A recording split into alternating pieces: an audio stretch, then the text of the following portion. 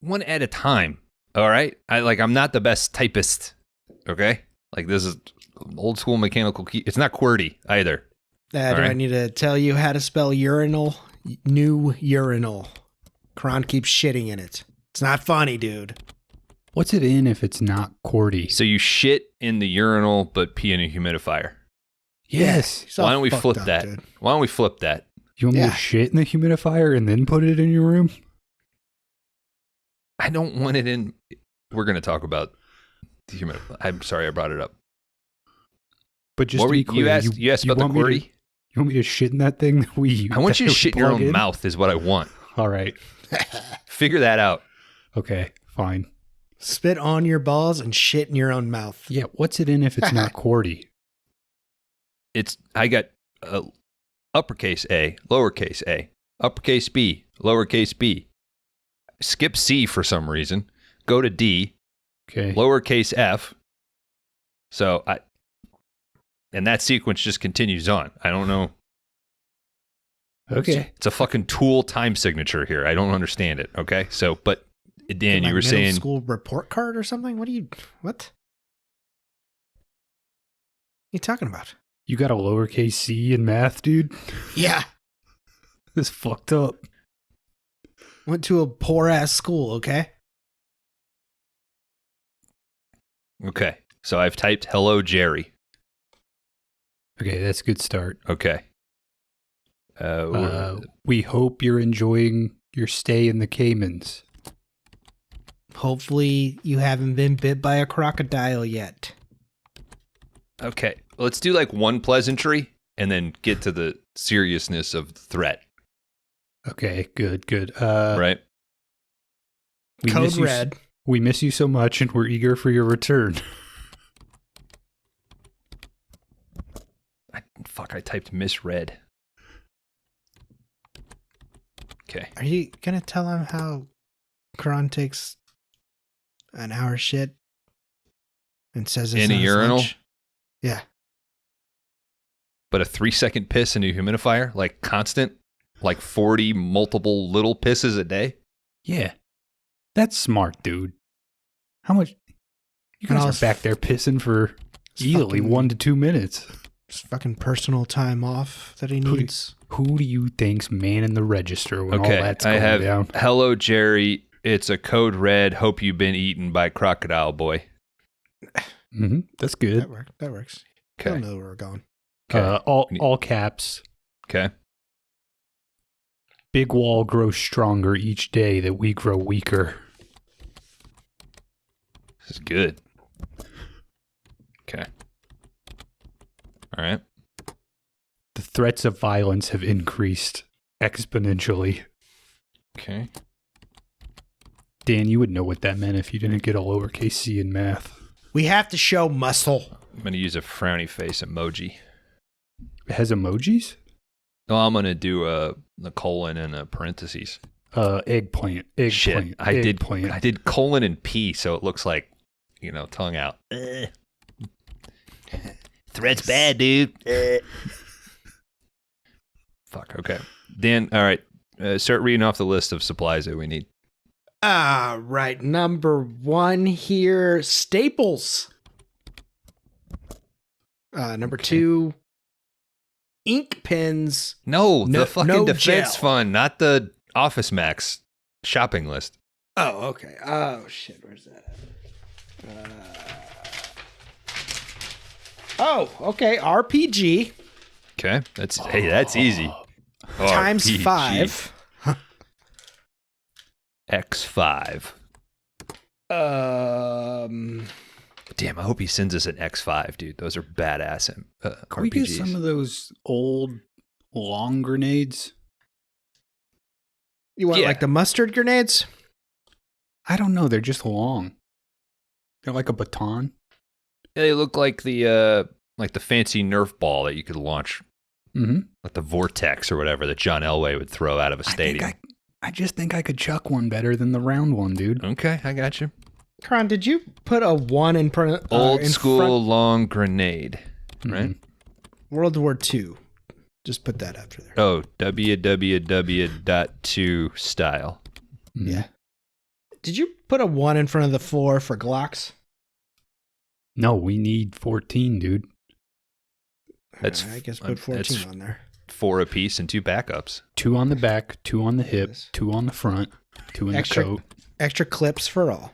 So 14 apiece, not 14 total. Yeah, Okay. 14 each. Okay, shit. 14 times 3 Glock. Bones. Okay. Bones. Shit. No, we could use them hand-to-hand style, dude. Razor blades. Bones, parentheses, thick femurs. Mm-hmm. You know what we mean. Close parentheses. Dan? Most importantly, there is 5 pages. Every line, it just says ammo. Okay. So, and razor blades. And it looks Hope he like, sends those in a suitcase. looks like somebody Bush style. made a little joke here and put Butterfinger BBs as well in here. Okay, yeah. While we're putting the list together, let's go ahead and add shit humidifier. Nope. No. I've hit send. Damn late. it, dude. No. Take Too it back. late. We got one more thing to add. I've sent it. Fuck. Can you add a PS? What are you asking for? Something I've been dreaming up.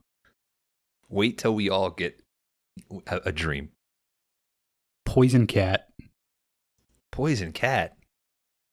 Poison cat. It might be genius. We can release it in the big wall. It'll infect all their employees. Okay. I think this is worth a PS. PS. So you Jerry. didn't send it. You were just tired of typing on the weird keyboard. Oh, excuse me for assuming that I was going to have to type shit and piss humidifier. We already have a piss humidifier. We don't need another one. Poison cat from Caymans. Plenty of Please. room in that basin for 3 guys to piss into, by the way. Whoa. Internet is a Dude, it fashion. shot up that pneumatic tube. It's crazy that thing goes to the Cayman Islands, huh? Mm-hmm. Well, I Guys- guess we just sit and wait, huh? Guys, you know what all that poison cat stuff reminded me of? This movie that I just watched. Because tonight on 5-Day Rentals, Uninvited.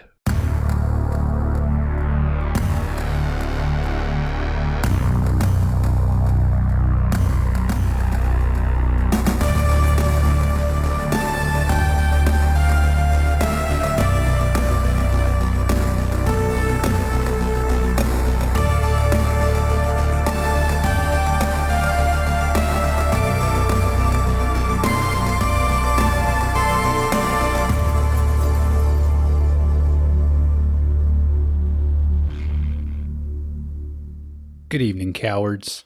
Welcome back to the 5-Day Rentals podcast. This is the video store podcast. Each week we take turns picking a flick that we think meets a fun, non-genre specific category. This round's category is cat versus people. All animal attacks all the time. I will be your host. I'm Kron Howard. I'm joined as always by 2 guys who, frankly, got too much blood. Bones and Laundry Dan, say hello. It's a real problem. It's a real problem. Mhm. Thankfully, I have this tube that holds all the extra blood. Hi, Dan. 5D Army, I'm happy to be here. When'd you get a blood tube, dude? Just talking about his dick. Yeah, bro. Oh, I thought it was a What's a thing dick but a blood tube? thought you were talking about that thing you have strapped to your back. Mad Max style. No, that's an RPG. Okay. Oh, the pneumatic tube came back already. No, Yeah. It's just we had one left. Oh, I requested the RPG weeks ago.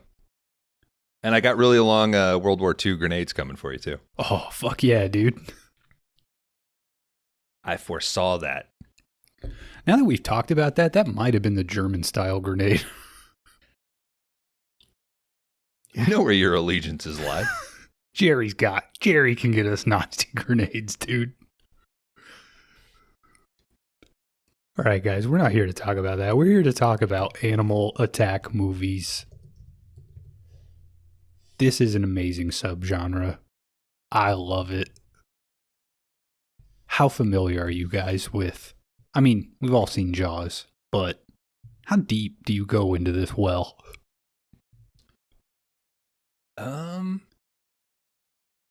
I mean, Jurassic Park Mm-hmm. is one of the best movies ever made. I would agree.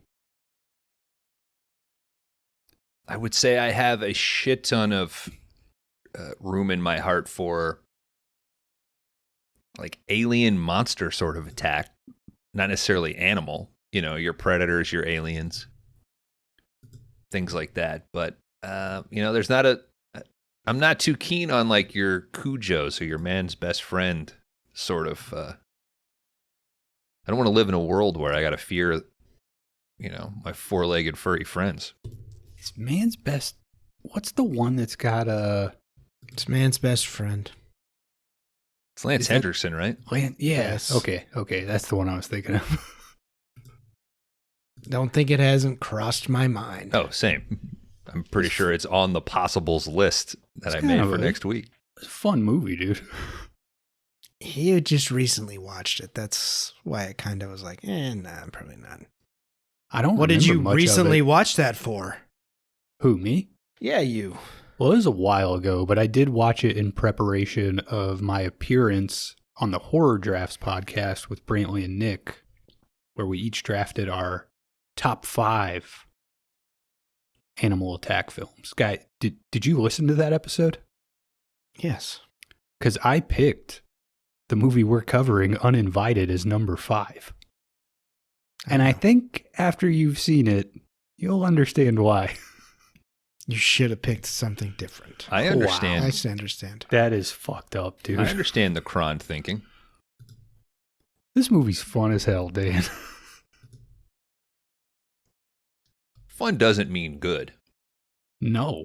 Well, but also, I mean, off the top of your head, name a better killer house cat movie.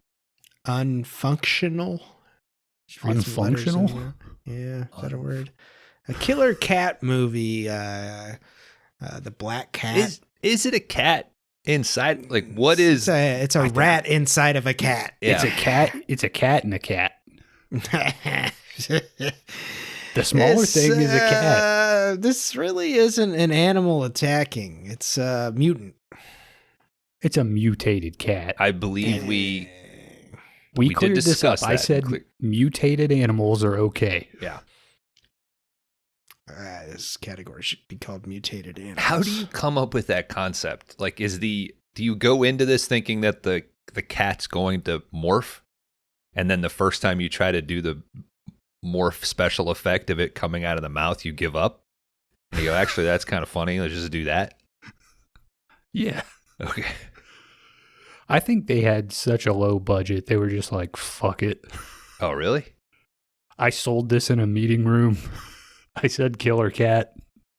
I mean, they had at least $3 million because they had 3 briefcases full. Yeah. No, they Well, didn't.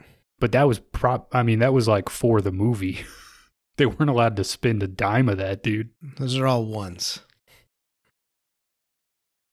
Well, he's got a lot of bundles. They're deep cases. Well, to be fair, we only see them open up one case. They were fucking fooling us. They probably tricked that poor guy. that's movie magic, dude. You make 1 mil look like 3 mil. I'm getting so fucking sick of it, man. That's Donald lying Trump's to me. whole business. It's one briefcase with $1 million and 2 empty briefcases that they never open. I have $1 million here, but you tell him Yep. it's 3. And Howie Mandel's going to do everything he can to get under your skin. Don't shake my hand. I thought that was the worst show. I remember hearing like everyone was talking about it, and I watched it, and I was like, just some pretty ladies holding a briefcase, huh? Yeah, That's but it. the whole thing is like the person they bring up just stands there and goes, 4. I don't know, 6.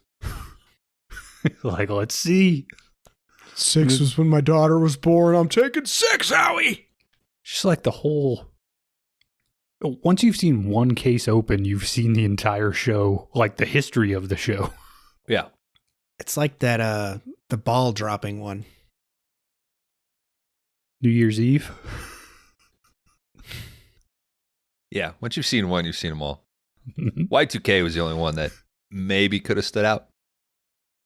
I mean, all of those fucking modern big studio, like soundstage game shows are all the same, right? It's like 15% game, 80% fucking filler. Mm-hmm. Actually, it's probably more like 60% filler, and then you've got like whatever the 30 to round it out of the emotional, like, all right, here's your mom with cancer and your veteran dad and the woman who fucking raised you, you know? Yeah, it's always got to be like a fucking heartfelt story. Yeah. It's the same. Unlike Jeopardy, which is like, oh, I'm a fucking doctor and I'm here winning all and this let's money. play the fucking game, right? Yeah. That's why Jeopardy's still number 1. Yeah. Like, they don't give a fuck if you're rich already. Oh, you use your smarts to make a lot of money? Come on this show to make more money. The Wheel of Fortune, there's fucking action in that. Yeah. But Yeah. deal or no deal, pick Vanna number White's 6, open it up. titties. It's $100. I'll buy it from you for 70. No, I'll keep going. I'll hold on to it. MXC had a lot of good action. Yeah, but that was it something castle just cut down? Yeah. I think we've talked about this fucking before, right? Because we've talked about Well, we've talked a lot about Ninja Warrior. Yeah. But because the Japanese Ninja Warrior would be 3 episodes for a whole season. This is 2 I can't fucking stand. I can't fucking stand the voice. Or 3, America's Got Talent, American Ninja Warrior, and The Voice. I cannot fucking stand that shit. That's fair. Like, turn it. If I want to see bad singing, I'll go to church. Mm-hmm. Ew. Yeah, I don't want to see bad singing, though. You could go to a karaoke bar. Oh, yeah. Take me to church. Is Wait. chicken. Is that what you sing at karaoke? A song about going to church and then you refuse to go? It's Saturday night. I gotta go to church in the morning, but guess what? I'm 6 feet long. If you guys had to do if you had to do a karaoke song right now, what would you pick? I just Probably the did it. Ninja Rap. Yeah, we already did that on our episode of Teenage Mutant Ninja Turtles 3, the movie I covered. Check it out. I don't think we did 3. Yeah, it's in the podcast now, so we did it. I'd probably do Berlin, Take My Breath Away. Love theme from Top Gun.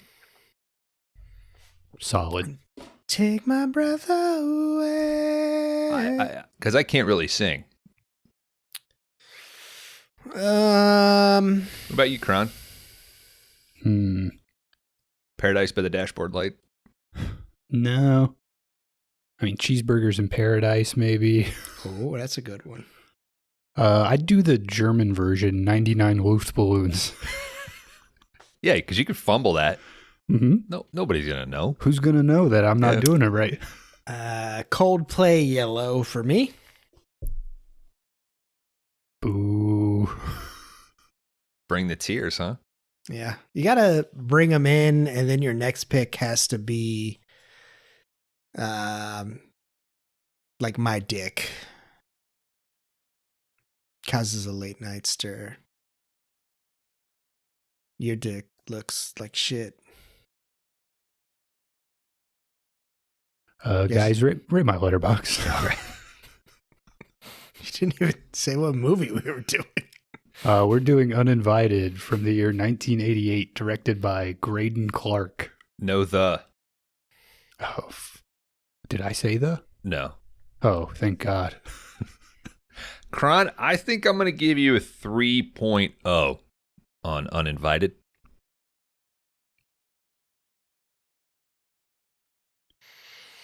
Kron. Yeah, let me go 3.0 as well.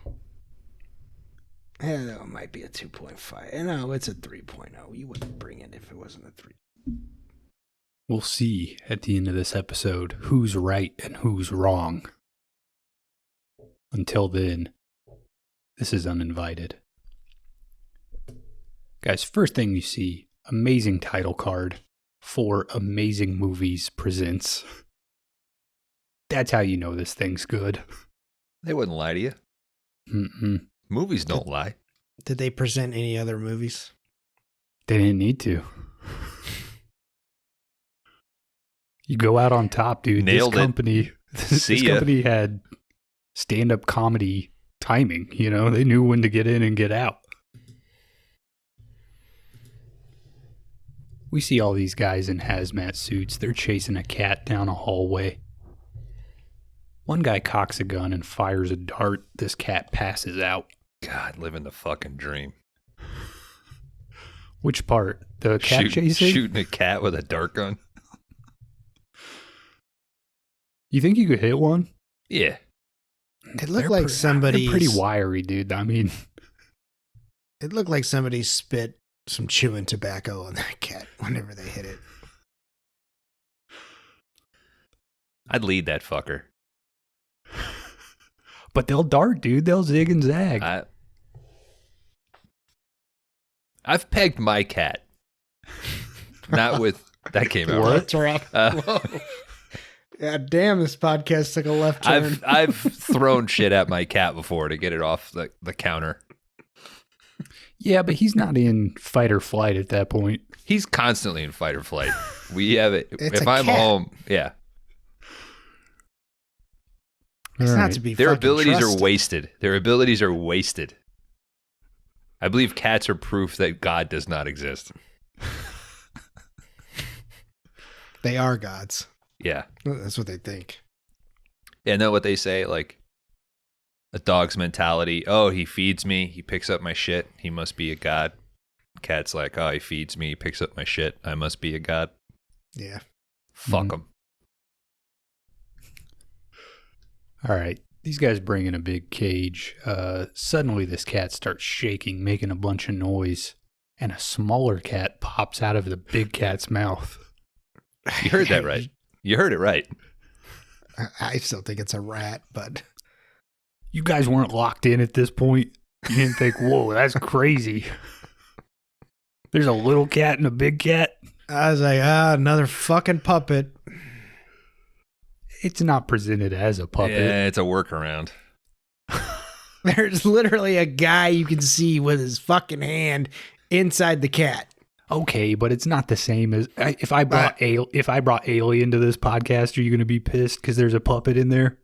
It's not a puppet. That's a dude in a suit. I think when they do the chest burster, that's famously like a puppet. Yeah. Are you talking about when it comes out of his Romulus? chest? No, I'm talking about Alien, directed by Ridley Scott. But I watched the American version, so you guys did the international, so you didn't see the hand or the arm. Well, I watched both versions. You're the only person who watched the one version, which was incorrect to what I said. No. I learned from you I don't have to watch a movie twice for this show. Well, you don't have to watch it twice, but you should at least watch the right version one time. So if I assign Apocalypse Now, you guys are going to watch every single fucking version? I'll watch the version that you say we're covering. All of them. No. You gotta pick Theatrical, one. Redux, Final Cut. That's 3. Okay. Name What two more. differences? Name two more. Yeah. That's it. I knew you. This dude, guy I knew doesn't. you were. This guy doesn't know his shit. He doesn't I know his knew you were- apocalypse now. I knew you weren't a real fan. Heart of Darkness.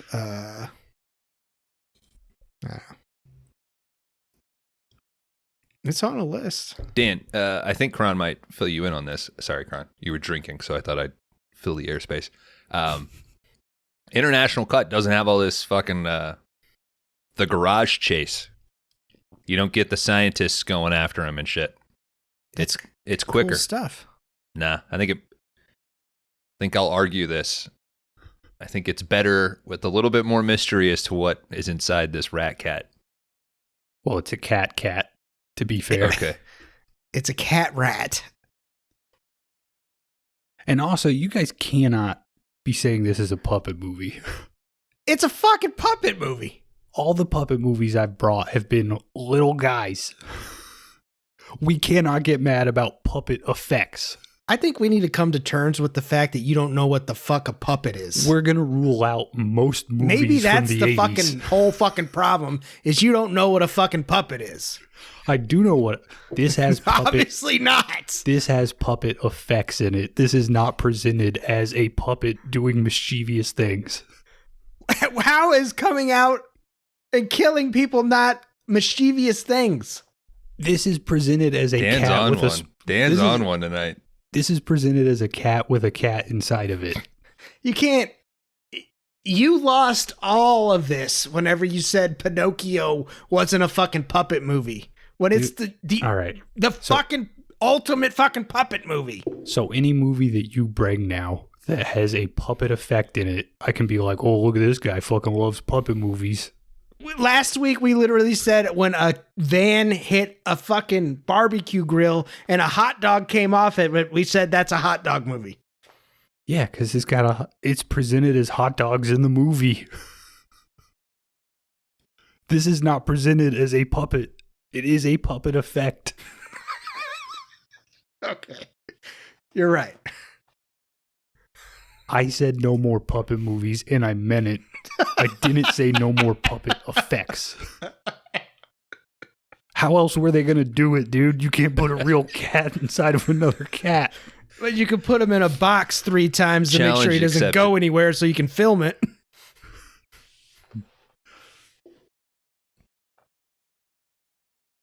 You guys you can't rule out puppet effects. That's insane. So I would only have to do modern CG stuff, and then I will quit the pod.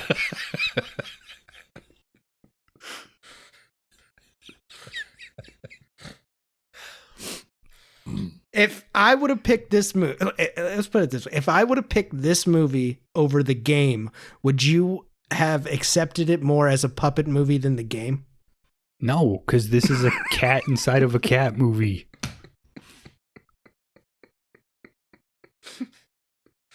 When I say puppets, I mean little guys, dude. But I could tried. you argue that the bad cat is puppeting our good cat? Well, this is the whole game argument. I mean, the man is being puppeted. The cat is being puppeted by a poison cat. It never ends. Imagine us in Congress. We'd be great at it. We'd get more done than they do now. I don't know. I don't think so. Man, the thing with free healthcare. What the fuck did you mean by that, Senator? We'd at least get a lot of puppet bills through. Yeah. Senator, I've been sitting on my dick all day, and that sounded like the dumbest shit I've ever heard. All right, we see these hazmat guys. Their blood gets sprayed all over the walls. I thought we didn't see that in international. Or You see this. You don't see the whole chase through the parking garage and the cat getting out the vent. They just cut from the guy shoot it with a dart, the cat freaks out, blood spray. I'll say this. I think the best cat acting is whenever he's running through this parking garage veterinarian Highlander type-ish place. Well, I guess for the actual cat, yeah. It's more of a cat within a cat movie, though.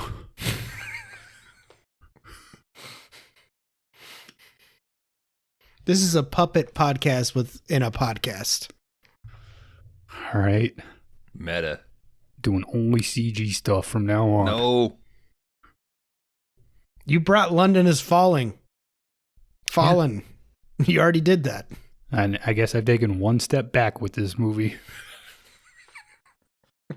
All right, we cut over to this fancy ass hotel. There are these two girls. One is named Bobby. One is named Suzanne. It really doesn't matter. Nobody's name really matters in this movie. Which one's wearing more clothing? I think that's Bobby who has on more clothing. Okay. And when we say more, we mean square inches. Mm-hmm. They're fucking. Damn. They got like I wish bikinis on. Yeah. I wish I could get away wearing this. I think you have a thing for Suzanne, Kron. Why? This is the second time she's appeared on 5 Day Rentals. What else has she been in? What was the Seagull movie we did? On Deadly Ground. On Deadly Ground? Yeah. Who's she in that? I don't know. I know she's in it. I think she's the... Does she also play a Native American? Is she in the bar scene? I can't think of any other. Either that or she's like the other like chick with the other badass dude. Oh, like the main administrative assistant to Michael Caine? Okay, yeah. She might be that either. Yeah, this is your second movie with her in it. These girls are on spring break. They don't have hotel reservations, but they decide to just go in, see what happens. Clerk inside tells them, you're simply going to have to leave, but one of you know it's some Brewster's Millions. Walter Graham walks down the stairs and he says, that'll be all right. These girls are with me. Graham invites these girls to dinner and they accept. But pretty soon Graham's business partners show up. One of them says, we have to leave now. We've got that important business meeting. Walt.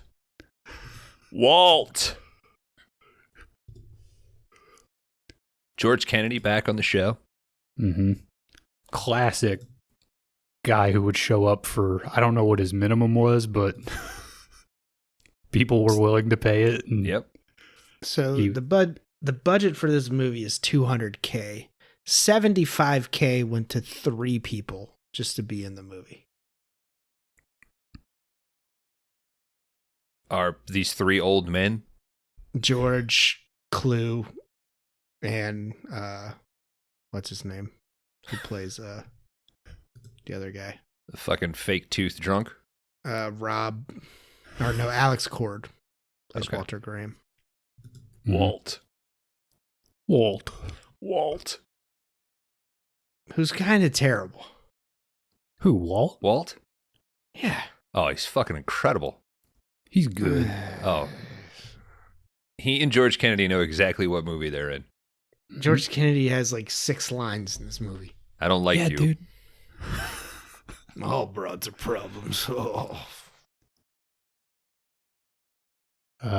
Let's see. Graham says, hey, don't you ladies forget, I'm having a big party on my yacht tonight at midnight. I'll send a limo. Midnight's too late. Yeah. Be starting a party. It's 88, dude. It's spring break. That's crazy. It's a yacht. There ain't no fucking time on the open ocean, okay? Well, I guess you could ain't no laws either. Just keep moving through time zones and then it's always midnight. Whoa. Is that how Thunder was able to go so fucking fast? Just about to go there. We cut over to this business meeting. There's a lot of unimportant dialogue here. The guy that Graham is meeting with. Only this part? Yeah, only this scene. The guy that Graham's meeting with is like, I can't keep doing this. The commission is coming down on me. I can't fight the SEC. You guys got the money, but me, I'll pay fines. It's a lot of shit like that. Hey, 5 years ago, I learned this thing called blackmail. Graham's buddy brings out 3 briefcases, each containing $1 million.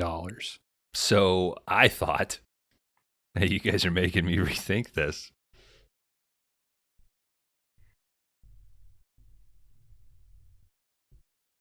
I don't like thinking like this. This guy says, well, maybe for this kind of dough, we can all come to an agreement. Fucking hard stop. Just blank stare. It was an earlier conversation we had about I thought you the money. I thought you were going to say more stuff there. My throat is already pretty fucking raw. This is the most I've talked in 2 weeks. It sucks. You should have practiced in the mirror over the last 3 days. I practice in my head. Nothing comes out of my actual mouth except like a mutant cat. Except for screams. Sure, it's not a rat. It's a cat and a cat, dude.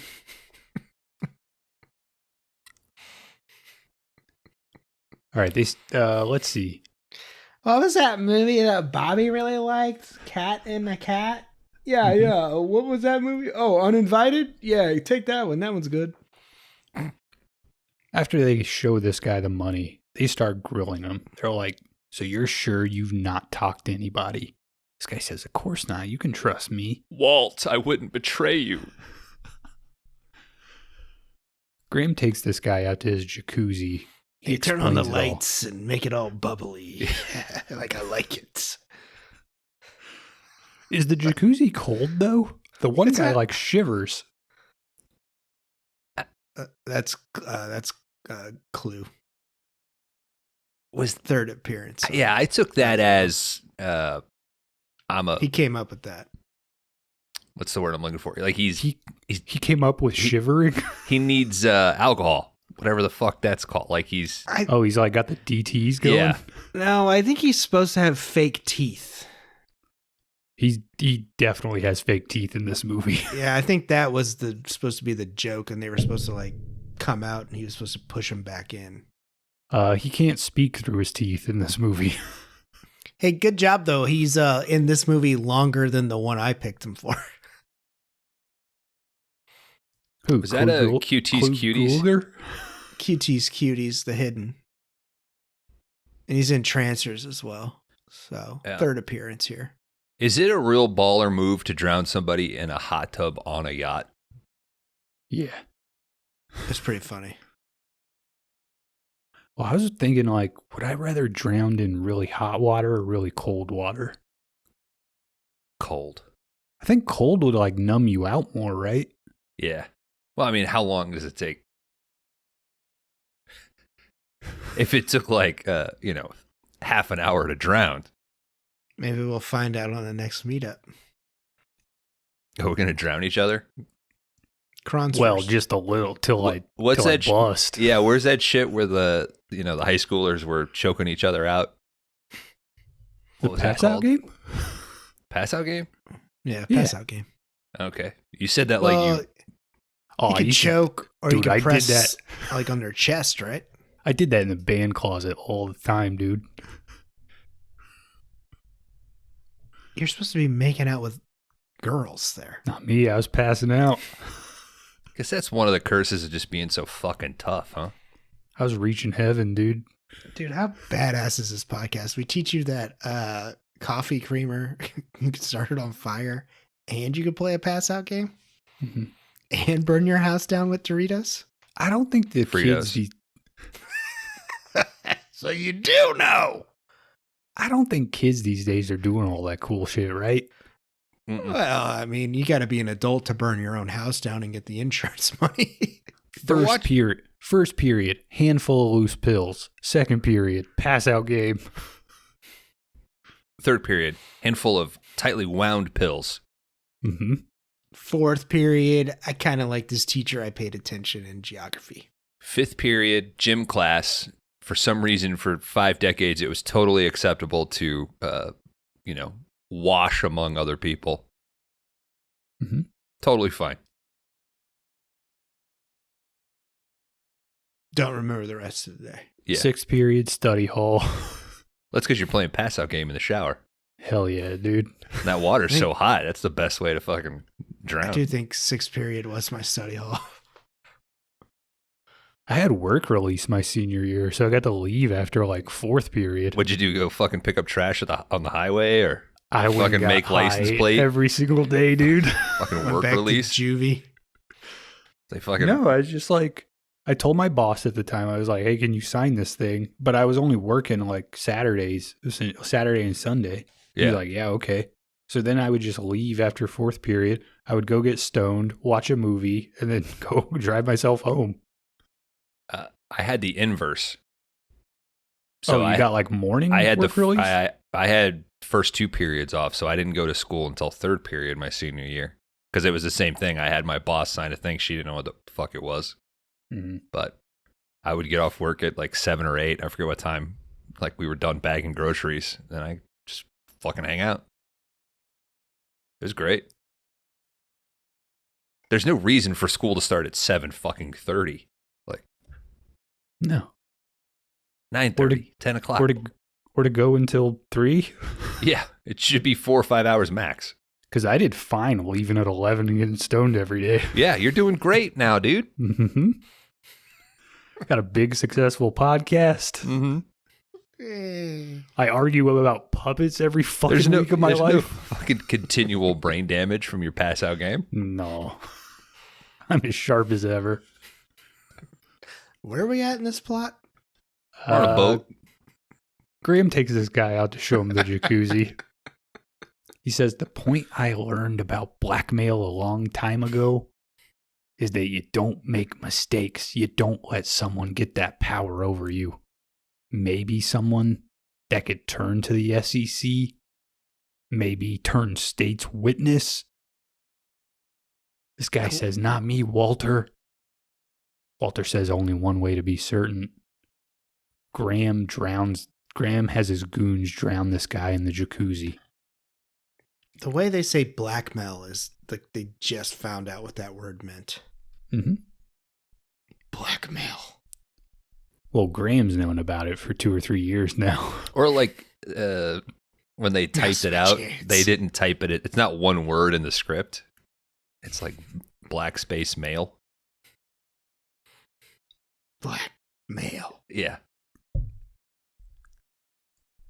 Graham tells his goons, take this asshole out to sea. I don't want to see him bobbing back to the shore. You got me? So if I ever have a yacht, I am keeping a few bags of Quickcrete and some buckets on board, right? You gotta. If something ever happened, God forbid. I mean, mistakes happen all the time out in the open sea, dude. It could be me that gets hurt. I'm doing it for my guests as well. No. If you ever bought a fucking yacht, I wouldn't hang out with you. Shit. You'd be the first person. No. That's like the one thing I'm podcast jam, open seas, invite our podcast buddies, fight to the death. Dan, didn't you keep asking us, like, if I had $1 million, like, if I won the lottery, would you? That Mega Millions is up to 600 fucking million. You guys better fucking watch out. Fuck that. I got better luck going on Deal or No Deal. I'm on the waiting list. I don't know, 12? Yeah. Oh, fuck. I figured it out, dude. I got a system. We cut over to this entire other set of people. There's a couple dipshit college guys slamming brew dogs and eating pizza. Fuck yeah, that's who I'm hanging out with. No, these guys suck. What are you talking about? You didn't see any of this shit, dude. Yes, I did. Because they spilled the beer on her. This international cut only, dude. Oh, this is their... Okay. I thought you were talking about when they spilled the beer on the girls and they're just like, oh, sorry. No. Mm-mm. No, this is a whole other earlier thing, dude. We're in a different state. You guys are international right now. Okay. This is where they explain it is a cat and a cat. Now I gotta watch this because you're fucking lying. All right, these guys are going and it's back a rat. Forth. One guy is like, we got to get the money together to get to Fort Lauderdale. Who's ever said that in their life? The check arrives for dinner, and what do you Somebody know right now? Somebody's saying that right now? Probably some guy who's not that far from Fort Lauderdale, to be honest. 1 tank of gas away. I need 42 more cents to get to Fort Lauderdale. When politicians do that stereotypical thing, like right now, there's families sitting around a kitchen table trying to figure out where to get money to go to Fort Lauderdale. I believe it. You got my vote. All right, the check shows up. When do you know it? These guys, they can't even come up with enough money to pay for pizza. This guy, Corey, he's like, Either Why could don't be you- Bones. I choose not to. yeah, dude, but that, like, Hey, just shifts the burden to me I'll and make you a Dan. deal, and you're going to come out like a fucking king. No more piss humidifier. I buy all pizza. Oh, I'll take that too. Never. All right. From my cold, dead hands, dude. I'm trying to think. All right. Is there one thing about this show that's probably too much for most casual listeners? It's been brought up so It's much. gotta be piss humidifier, right? It's always there. You guys aren't in the community. You don't know. yeah, I okay. don't know how the fuck it got started. We have discussed a questionnaire. You know, like what do people like about this show? What do people don't like? I guarantee all answers will be piss humidifier. For Positive likes. and negative. No, we'll get nowhere with it. All right, dude. I get it. Season 3, it's a shit humidifier now. We've already dangled that carrot out there for the people. You don't fucking can what works. This It's guy not Corey- working. Nothing we do works. We might as well keep pissing in the humidifier at this point. This guy, Corey, he tries to pay for dinner with a lottery ticket. Oh my god. Was it even a winner? It's not scratched yet, dude. Oh. So this lady, she's like, nope, tell him he can't do that shit anymore. Cash only. Anymore? So he's Yeah, done it he's before? done this before. Finally, they scrounge up enough pizza money. And Corey, he kind of looks up at the waiter, who's this guy named Hedgeworth, who will show up later. He says, hey, man, I could barely pay for these pizzas. Why don't you just take the lottery ticket as a tip? Hedgeworth agrees. He scratches it. He looks down. Hey, $100. It's a winner. Corey grabs this guy by the arm and says, we gotta talk. You got fucking Fort Lauderdale money, dude. I told you it's better, Dan. We cut over to Fort Lauderdale. We see the cat from the beginning of the movie. It's scurrying around, as cats do.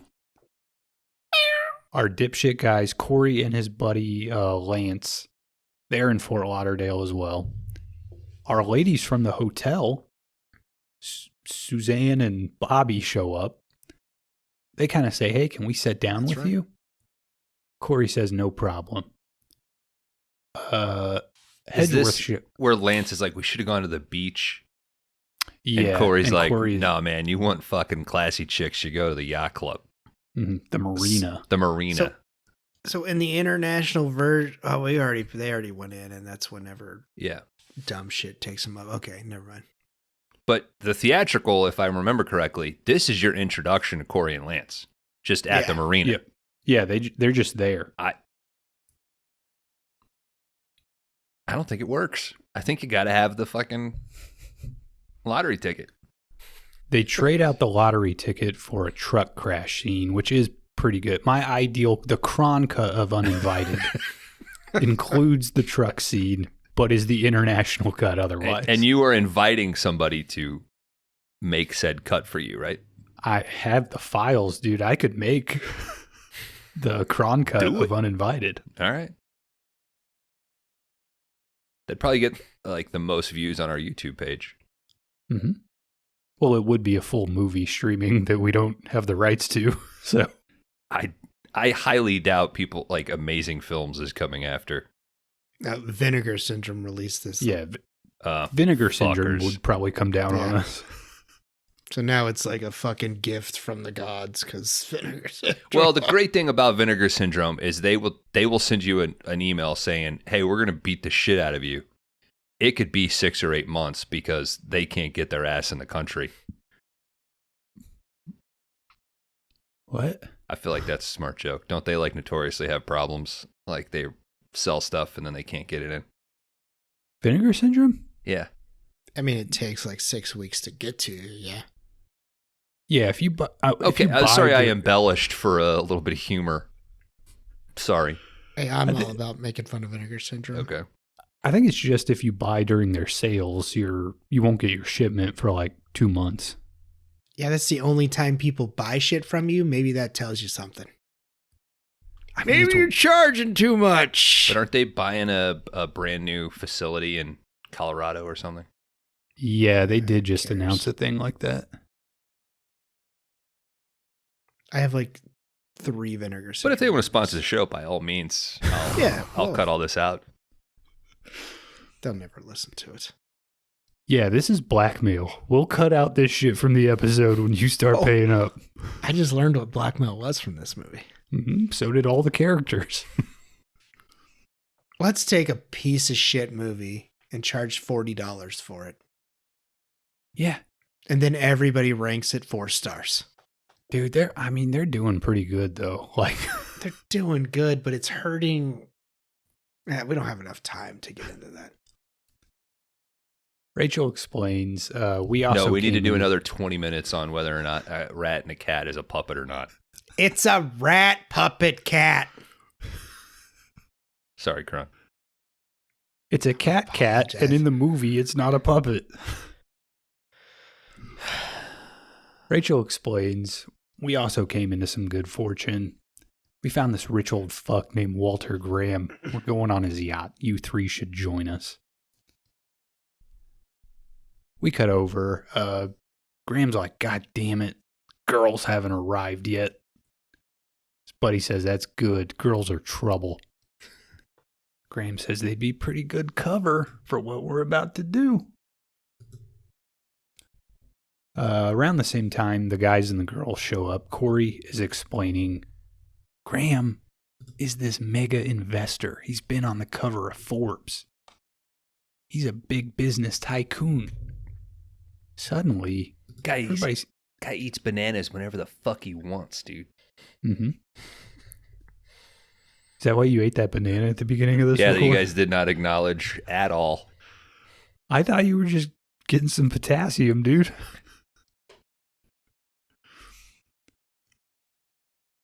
Let's see. Suddenly, everybody starts to hear a cat meowing, and it does not stop for the rest of the movie. Right. Tell him I'll call him later. Uh-oh. No, Uh-oh. I'm not interested in a sneak peek of Megalopolis. I don't know what you said. What did we do? I don't know. Talk about Uninvited. It's fucking Superman. I don't care if Coppola's my friend. BDP. Hey, Brian De Palma here. Uh-huh. What are you fucks doing?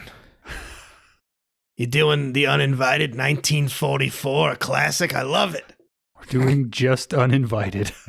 Yeah, from 1944.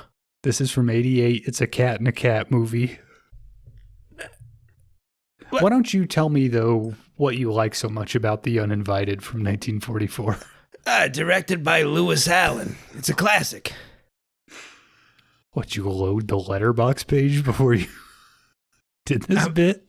I think that might have inspired the What's bit. What's the general plot, BDP? I thought you were. What's a runtime and rating? I thought you were doing the Uninvited. Mm-hmm. That's an easy So did I. mistake to make. Yeah. Oh, this sucks. Did you watch the international or What? theatrical cut of The Uninvited Is this from 1944? is this that Rat Cat movie? Yeah, Ratty Cat. You know what? Fuck it. It's the Rat Cat movie. I'm glad you finally admitted it. Yep. That's what it is. It's got the puppets. Yep. think It's the Rat Cat movie full of puppets. You just got Rat you Cat just got puppy Alfred, pups. bro. Yeah. I had some wine tonight, so I might be a little on edge. You have different. wine every Off night edge, I you don't come know. here. I haven't been here in a while, you know. We missed you. Great job on the Gary Busey. I love that guy. Always wanted to be in some of my movies, but he never called back. Wait, he always wanted to be in your movies and you never he called wanted him to back? be in mine. Yeah, I wanted to be in his, great. He had some great ideas you should have directed, I think. Did you Yeah. allow improv at all? Yeah,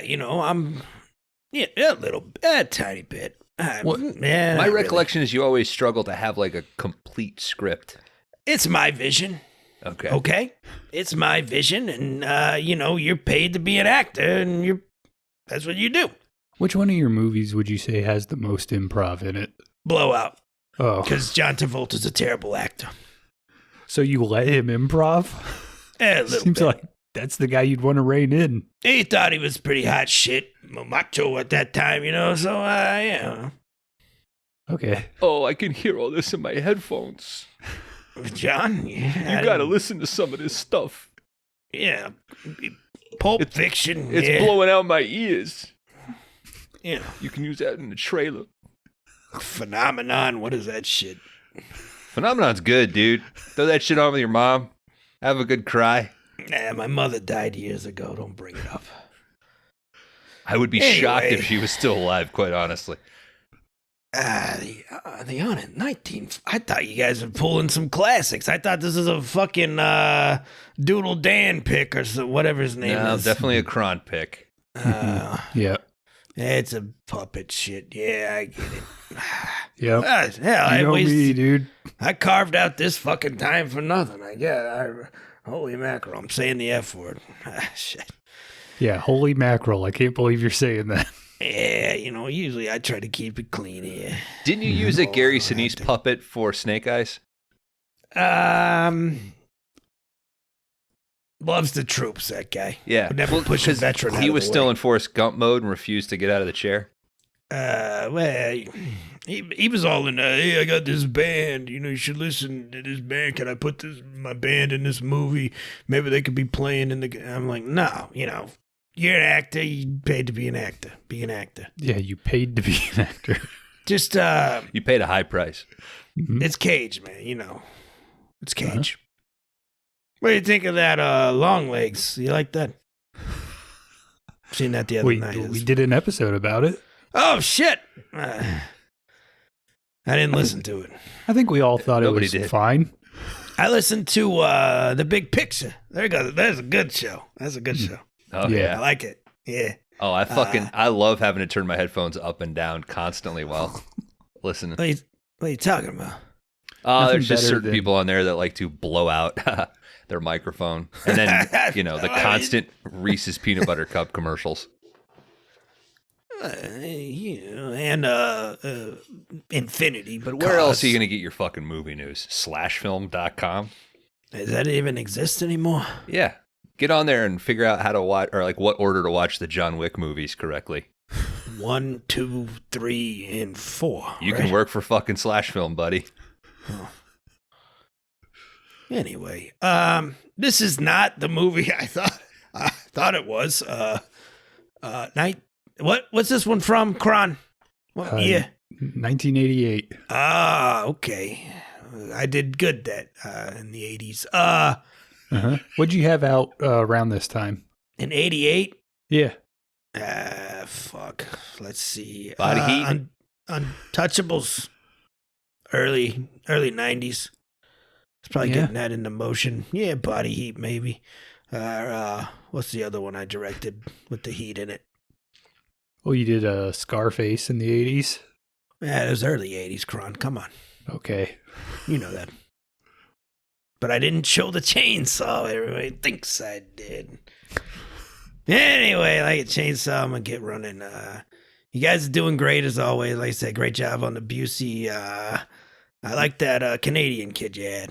He's a good guy. Anyway. Didn't Wings Hauser, he showed the chainsaw when he did your scene. Yeah, he wasn't afraid, dude. He perfected it. Yeah, I'm still waiting. We can't talk about that, okay? It's kind of like they used your movie as a dry run for a I better said movie. we can't talk about that. It's still in legal terms. Oh, it's still in litigation. Yeah, that's the word I was looking for. Just to remind you, you did Untouchables in 87 and then Casualties of War in 89. Yeah, see, I was close. Doc, are you telling me that I got to go to Vietnam?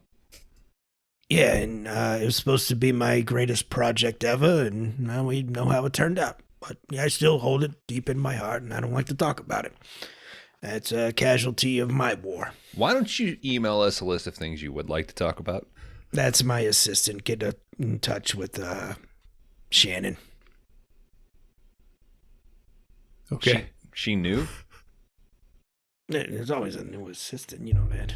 I thought you had a secretary. Yeah. Assistant, secretary, same thing, Kron. That's- Just like Oh, you, they are maids and not moms. the dude. They are not the same. You got maids and moms all mixed up. Don't get on my ass. You got cats and rats mixed up. You got puppets and muppets mixed up. I don't know. I gotta go. You guys, what you do in 1944's The Uninvited, directed by Lewis Allen. Give me a call, okay? I gotta go. Hey, pop another wine, some man. All right, let's go. Who? Some man? Samantha? Some man? Not Shannon? Some man. Yeah, it definitely wasn't Shannon. So some man is the secretary, Shannon is the assistant. Mhm. What is going on? You I don't missed know. BDP, buddy. BDP showed up. You know, I love this guy's stuff. He insulted me for Asking questions. 6 minutes and then left. Well, now I'm looking forward to hearing that. All right, where the fuck are we in this movie? They're just Cut to getting... Oh, go ahead. Yeah, we cut to the yacht. Graham is meeting with his captain. He says, "What the hell's going on? You didn't replace the crew?" I think she says that. She says, "What are we going to do?" Suddenly, the ladies and their new male friends show up. Graham says, well, ladies, you're, of course, welcome any time on the boat, but boys, you're going to have to fucking go. He's totally justified here. Yeah, it's his yacht. Yeah. He's the only choice of a man for these ladies. Yeah, I mean, if you're the only dude, well, you look playing the better than odds. you look better than George Kennedy. I mean, come on. Oh, thanks, Kron. I mean, Graham. Graham looks better than George Kennedy. Dan Oh, looks better fuck than you, George man. Kennedy. You'd rather fuck George Kennedy than me. Yeah, I know you too well. Yeah, we've done that before. Not as good a story. Mhm. Graham's buddies show up. They say, the SEC has started digging around. We better leave, and pronto. Did Clint Eastwood smile? Mm-hmm. I made him smile. That's how good I am. Guy's on wife number 15 because no one's been able to keep up. One of these ladies speaks up. She says, "You got 3 guys here who can pitch in on the boat. This is the crew." Graham kind of reluctantly agrees. All the guys and girls, they go downstairs on the yacht. They start eating all the food and dancing. Lance, he says, "I feel bad for whoever's got to clean all this shit up." Graham and his main goon, his name's Mike. I finally wrote his name down. Might be the first time they say it in the movie, to be honest. He shows up and Graham says, pity's a bad habit to get into. Harvey starts pointing to all these kids. He's like, "You're the cook. You're the busboy." Starts giving everybody like a job to fucking do. So one guy pipes up, Lance. He's like, "What if I don't want to be the busboy?" He says, "Well, how good are you at walking on water?" Good stuff. Good stuff, guys. When the captain of the boat says, "Oh, I'm going to need I'm going to get a crew," you don't think that they're going to be assigned housekeeping tasks. Mm-hmm. You think one's going to swab the deck, one's going to man the bilge pump. Mm-hmm. Yep. Minus points from this because there was no poop deck joke. You got some alts that you've written? And Incredible Pizza Company. I was hired as a busboy, but I always ended up washing dishes. That's kind of fucked up. Don't support that business, please. This girl, Bobby, she breaks everything up. She says, "We'll get to work right away, Mr. Graham." She's like, after all, it's his boat. Harvey says this is trouble. I hate punk kids like this. Graham says it doesn't fucking matter, dude. All that matters is that we make it to the Caymans and we get my money out of the bank before the shit hits the fan. Relax, you're a rich man. Mucho good life. That's later on. All Graham, Because I around that like 6 times. Yep. literally all Graham talks about for the rest of the movie is getting to the Caymans. Wouldn't you? I guess. The fucking SEC is right on his fucking trail, dude. All right, guys, we cut over to this cat. He's running around in the engine room. He starts morphing out and severs a bunch of wires or something. Now, I'm fucking tripping out. Did we talk about her picking up the cat and the guy talking about testing? Did you talk about that? I think I said they pick up the cat. Okay. I didn't mention that the chick, she finds a collar on it that says, medical facility or some shit. Right. And our Hedwig dude, or Hedgewick or whatever, is a biology student, right? Mm-hmm. Okay. Up above, the other goon, Albert, is complaining he doesn't know what to do. Bones, one of these guys has got a full scholarship for wrestling. You think you could take him? I don't have any poison in my blood. He does by the end of the movie. I know. So I mean, yeah. If you were gonna, he's got some heft to him. And isn't that that the kind one of that gets shot? Yeah. Okay. He gets Isn't that what shot, wrestling- chewed, and then drowns. Isn't that what wrestling always kind of came down to? Like which one of the guys has more blood in them? It goes to your points. Okay. Like when you weigh in, Mhm. like you weigh in before the match, then you wrestle, then you weigh after, and whoever maintained the most blood during the match. Well, really you're wins. you're 8% body fat, but you also have an abnormally high amount of blood in you. 17% blood. Yeah. Yeah. Rachel says, "Don't worry about it. All you got to do is keep this arrow pointed in the direction I showed you. It's not that hard." And guys, it's not that hard to drive a boat. You're out in the fucking big ass ocean. You just keep moving in the same direction. But also, she's been around these dipshits, right? Well, like the old guys? Yeah, she's been around these guys. Mm-hmm. She should know what they're capable of. Yeah. I mean, I don't know. I mean, I think the biggest fuck up of the movie is her decision. Giving this guy the keel. I think an able-bodied 9-year-old could steer a boat. Is that the correct nautical term? What? Taking the keel? Yeah. Okay. What does this do, though? It doesn't do anything. It's the big wheel. It's No, where the I'm boat talking goes. about he gets him in off course, Mhm. but it doesn't matter. Well, I mean the Caymans is definitely one direction or the other from where you are. Instead of Does going she- in a straight line, you've now started to zigzag. That's more time. But does she ever tell like how much he fucked up? Like, oh, we're 2 days off course now, or because there's days that go by in this movie that I didn't fucking realize on the first viewing. Yeah, but they're not Guess they're not there is moving at that days. point.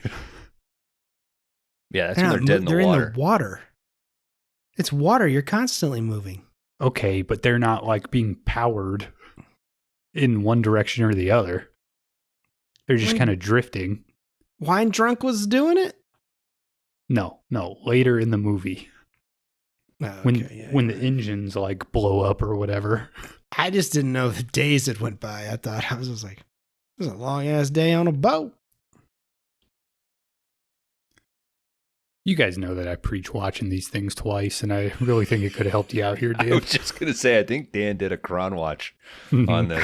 I've watched this twice. Dan threw this on at work, and I just said I didn't realize the days went by at the end until I watched it a second time. I'm starting to think Dan watched The Uninvited from 1944 Yeah. first. I think he might have. He had a lot of facts about it, dude. He knew the average letterbox score, Director. cast and crew, Lumpy 634's review of it. I'm gonna search tomorrow for that person on Letterboxd. Graham shows up. Rachel says, "Where the hell are we going?" Graham says, "The Caymans." Rachel says that's a huge mistake. A crew like this, we're heading right into a storm. We cut down below. The guys are cooking, doing the dishes. The ladies show up. This is real dialogue from the movie. "I feel sorry for you boys, having to work so hard in this hot kitchen. It's really hot, so hot. Say, Lance, is it getting a little hot in here? You boys did the right thing coming on this boat with us because you're going to be rewarded. It is so hot down here." Guys, mere inches away from a porno. Mere inches from the fifth wheel. Mhm. This poor guy. Yeah, I feel like Woody Allen. Probably shouldn't say that, bro. Nah, he meant it.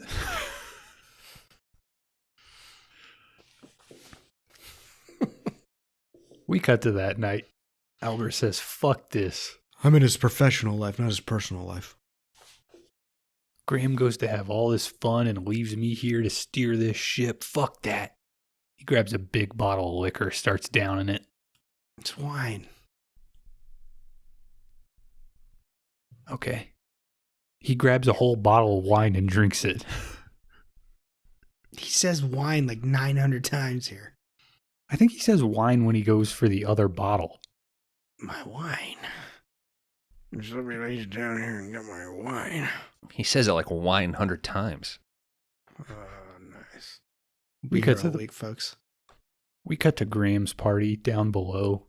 Graham is telling a bunch of rich guy stories. He's like, "And that's how we walked away with 25 mil. This is where he's eating the banana. Mm-hmm. Just like Bones was doing at the beginning of this record. Yeah, Yeah. I should have waited. Mm-hmm. I love that George Kennedy is just standing at the bar, doing his actual job. He's bartending. Yeah.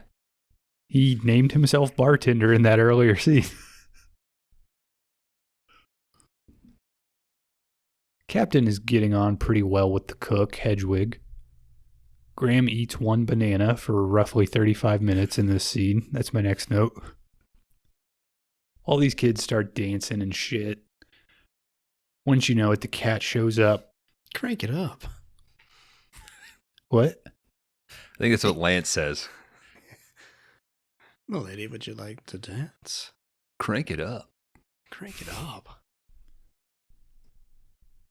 Rachel goes up to check on Albert. "Tammy Faye, baby, this one's for you."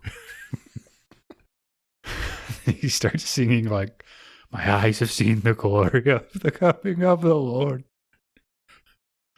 He's got these crazy fake teeth in. It sounds like shit.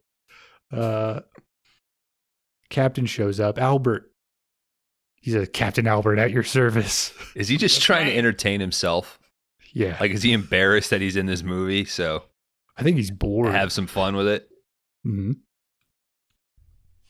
She says, "You are drunk. You are right."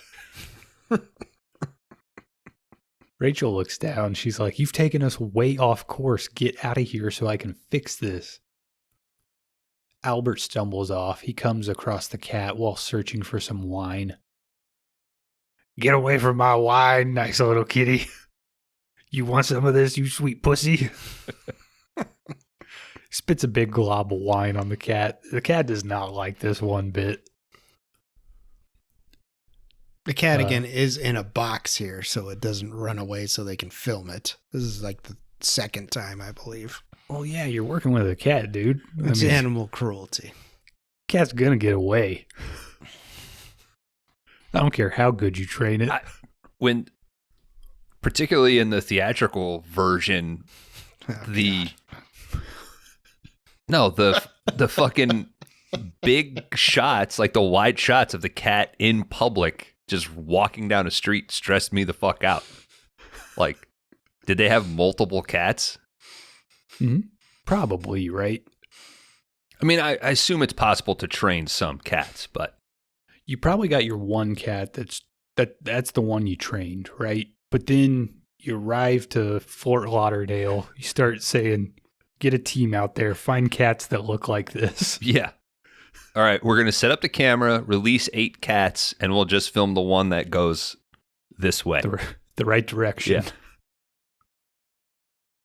Mm-hmm. All right, guys, this cat's not having any of it. He starts morphing out. It lunges at Albert, fucks him up real good. Albert's all covered in blood. His veins start popping out. He's screaming like, oh. What do you know it? He falls overboard. Go back and watch it. That scream is pretty accurate. Ask if you can do it again. Yeah. Oh.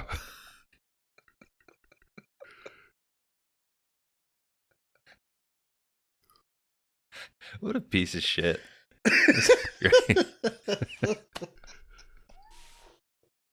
Mike Harvey, he goes down below. He gets Graham, who's partying with these kids. He tells him, you got to come with me. They step outside. He tells Graham, Albert went overboard. I heard the splash. Graham says, God damn it. The captain's going to want to turn around now. I love that they become like 5 and 6-year-olds who are trying to not get in trouble by their babysitter. Like God damn it, she's going to get so pissed. She's going to turn around. Graham says, unless maybe we didn't hear anything. Maybe we didn't see anything. Harvey says, hey man, I'm just like you. I'm just trying to get to the Caymans. And guys, we're just trying to get to a pee break.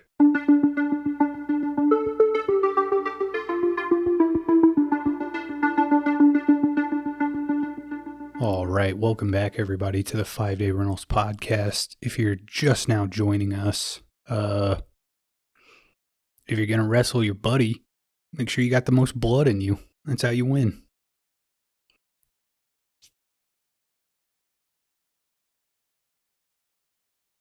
I'd take either of you original style. What is original style? Completely nude. We greased up, or is it just I could take you extra crispy. extra? I'll take you extra clunky. Yeah, put that flour on you. That's where you grease yourself and then cover yourself in. Hey. Speaking of blood, No. how about blood in your cocks, guys? It's the Hustler Minute. For this week, I've selected Becky. Are you able to make that out? No, I've got the... It turns into George Kennedy because of my background. Put it in front of your forehead, and now come closer. Oh, like yeah. What's that there game? You go. Oh yeah. Yeah, that's working. I thought, Becky. she's out here. She's in the sun. She's getting raised. But wait till I get to her little details here. This is Becky. Statistics 36, 24, 36 at 5'4", 112 pounds. Born 1967. Hustler layout June of 1990. Please be less racist than last week's Hustler card. An oceanography student from Miami Beach. This 25-year-old spends most of her time underwater. Nothing relaxes a swimmer's muscles more than great sex. For explicit one-on-one with other girls, call 1-800-775-5885. Lines are open. Women are waiting. Here's the back of the card. Get out of the way, George. I think that's the best you're going to get. She's got a little life jacket on. That was your Hustler Minute. Thank you, Kron. Nice. Could you imagine being all worn out from like swimming all day long? Then you got to bang afterwards? I'm never too tired to bang. Yeah, dude, I mean, what's wrong with you? I'm not either, but That's the dumbest shit you've ever said. I mean, if your whole body is sore, You still go, dude. Yeah. well, I would, but Oh, yeah, let's turn that. Okay. some of these guys can't keep up.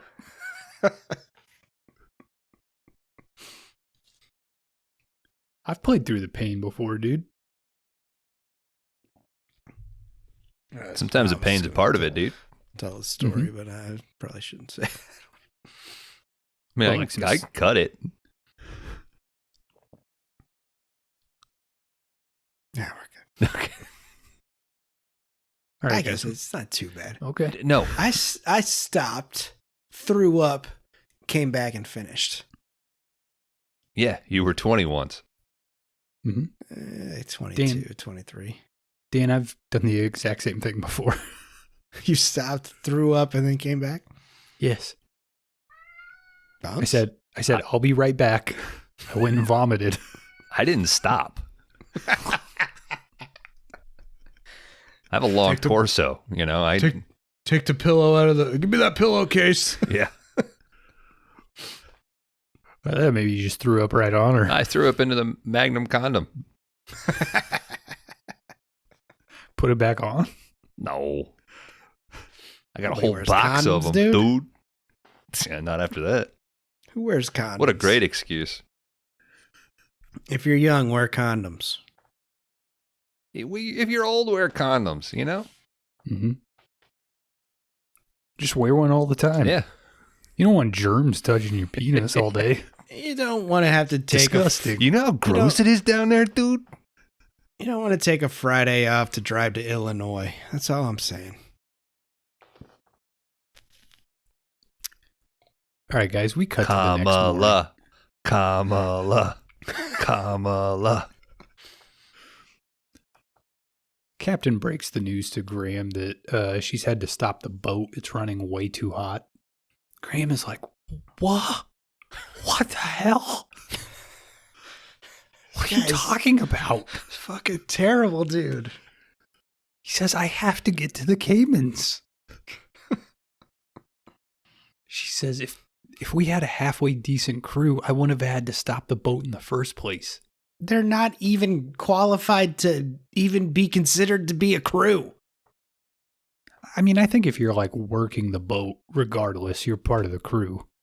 Well, yeah, but they're not like boat dudes. Everybody's got to start somewhere, Dan. Is this spring break? It was. Mm-hmm. So they Now it's an Dan- adventure. You wouldn't have had to ask that question if you watched the international cut, dude. Let me ask you this. Where are they in this restaurant when that happens? Is it It's like somewhere up where it's snowy and Yeah. shit. you can see snow and shit? Yeah. Yeah, they show an exterior shot, and it's like some college Then a campus college that's got bar, snow yeah. everywhere. Yeah. So this is like the holdovers part 2. Mm-hmm. Yeah. Well, this is part 0, dude. This is Paul Giamatti's origin story.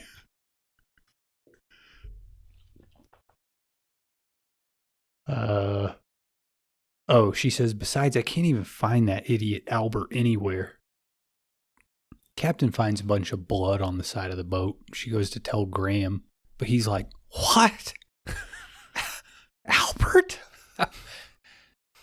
Why wouldn't you clean up the blood? Well, I think it's like down on the side though, right? I mean, you can't get. Oh, I thought it was still on that box that the cat was in. Oh yeah, there's probably some still up there. It didn't have enough crew members to Yeah. assign. It's a yacht. Like, it's a boat. Isn't there like a bucket and a mop within arm's reach everywhere? Yeah, you'd think so. Yeah, it'll rain. They probably each thought the other guy was going to do it. Ready, blood! Plus, Mike had to go back to tending bar, so he couldn't do it. And Graham had 3 more bananas to eat. Well, he had that backgammon game to also finish. Mhm. By himself. Graham is There's an old drunk guy boating the boat. I guess I better quit playing. Graham acts all worried, but eventually he's like, I mean, this is terrible, but I really need to get to the Caymans. I got a deadline.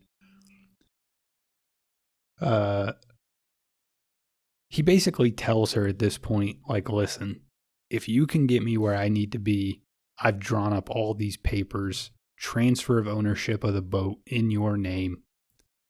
She reluctantly agrees, but she's like, I'm going to have to make note of this in my log. Why would you do that? Why would you write down, like, decided not to investigate man overboard because I might get this boat? Because you're Because honest. that's what she's always wanted. Yeah, but I wouldn't make the note, dude. I mean, the logbook is very important. We learned that from the lighthouse. Couldn't you just tweak this a little bit by him saying, listen, you said that there was a storm coming. The longer time we take to get to the Caymans, the more we're in danger. Right? So, as much as I care about Albert, he was my friend, I care about everybody else on this ship. We need to get to the Caymans. And just play that up. It would work, yeah. Yeah, I'm sorry. I guess I'm a little too eventually- smart for this. Honestly, I don't think they need to make a single change to this movie. Okay. God damn it. I should have did a 3.5. Yeah. I knew it. Hedgeworth, the cook, goes to see the captain. He asks her, hey, do you have a sextant? A what? Sextant? What's that first part again? I mean, the first part is sex. Yeah, I got it. Oh, shit. You want to see my blood tube? She says, yeah, but that's like navigation equipment. What do you want with that? He's like, I need it for the microscope. He throws a little bit of blood under this thing. He's like, the blood cells is 100, even 1,000 times what it's supposed to be. Holy Even for- shit. Even for fresh blood. It's like blood in blood. Mm-hmm. It could be blood in or blood out. Just like a cat and a cat, dude. But just an R rat. Graham goes down below to see one of these chicks doing aerobics. Tells her- Classic. He's like, look, Bring it She's got a back. body, bro. Bring it back. I would love if there was like aerobic studios, dude. Yeah. We spend all day at the gym. Whatever happened to lengthening and toning? Mm-hmm. Whatever happened to lengthening and toning? Now it's Tight all spandex thongs. now it's all with the- CrossFit and spin classes. The milkman, the jazzercise. It's all fucking CrossFit and they're buff as shit. And you're like, that's not. No. I'm not attracted to that. Yeah, you can kick my ass. I'm not attracted to that. It's good every now and again. I'm not smiling during this. Sometimes you see a big buffed up woman. You think that's different. You're in between those legs and you're like, God damn, I shouldn't skip leg day. Ugh. Plus, I mean, she could really lock you in, you know? You don't want to be trapped. Yeah, that's how you get locked in for 18 years, baby. Yeah. What's that? 18 It's called years. 18 years. It's called motherfucking diapers. That's what you buying, motherfucker. Don't get married. It's a trap. Graham tells this chick, I'm about to be rich as shit. He already is. He has like 25 million. I don't understand his fucking obsession with fucking money if he has so much fucking money. He's been on fucking Forbes magazine twice, and he's a fucking Wall Street Journal genius. Like, That's the problem with wealth, right? You get a little bit of it. You just need more. Want more. He doesn't seem smart enough to be making all this money. So he's Donald Trump. He doesn't have any fucking money. Dude owns a yacht. He knows blackmail. Mm-hmm. He at least has three briefcases, one of them containing $1 million. Other two, possibly bricks. And the other one, possibly a sequel. All right. This lady's like, you're already rich. You're doing pretty well. He's like, it's going to be even better. He pushes this chick down on a couch. Mucho Bones. good life. Mucho good life. Mucho good life. He's got like a Vincent Pricey sort of voice. Did you catch that? Okay. She's really not a fan of what he's doing. Tells him to stop. The cat is watching all this, getting super pissed off. Suddenly, Lance shows up. He's getting mad. He runs up and punches Walter. Suddenly, George Kennedy arrives and shoots Lance. Suddenly, Corey shows up and knocks the gun away from George Kennedy. Kennedy walks over to pick up his gun, but suddenly the cat is there, morphed under the chair. It just starts biting through this guy's leg. Yeah, if you're on Tubi and you're holding down the thing to look at the little thumbnails, it happens real quick. Yeah. That's how you watch this whole movie, Dan? Yeah. Maybe the second time. You could watch this movie in thumbnails and probably still get 80% of it. Kennedy starts shooting wildly at this morphed cat who's doing some great snarls. So fucking Bones watch it in thumbnails too. No, Bones watched this on like a handful of cold medication. I have been sick for the last 8 days. Trust me, this first watch, I needed a second watch because I thought I imagined certain things. I did not. This shit was real life. Yeah. God damn. All right, eventually this cat escapes. The captain goes and gets Suzanne, takes her up to the bridge. She says, hold this button down and start calling Mayday. Walter barges in, gun in hand. He says, put that radio down. We had a deal. I gotta get to the Caymans. He says, do you want this boat or not? She says, not with that much blood on it. Captain starts calling Mayday. Walter shoots the radio. Walter says, you start this engine right now. She says, you're not going to shoot the only person on this vessel who can pilot it. He says, you're right, but I'll kill every other person in front of you until you get this thing going. That's a real Taggart move. Mm-hmm. You piece of shit. You piece of shit. This actor's on coke, right? Oh, yeah. Yeah. Dan, that's what this movie paid for, bro. There was a big pile offset, dude. like immediately to the left. And if you ever started feeling down on a 20-hour shoot, you got to pick me up right there, dude. By the end of it, he looks like, that's all he's, a Diet Coke and Coke. That's all he's at. I bet he and the actor playing Corey had some fucking fun. Corey looks like yuppie cokehead. Mm-hmm. Walter gets pissed off. He tries to get the boat going himself, but the ladies are able to turn the tables on him. The captain, she comes over and sprays like a fire hydrant at him. Freaks out. Susan picks up the gun. He thinks it's coke. He starts sniffing the air. Breathing real hard in.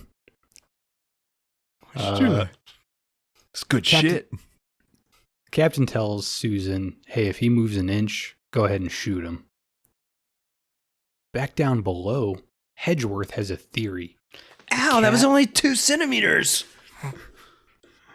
The cat who bit Harvey, it's poisonous.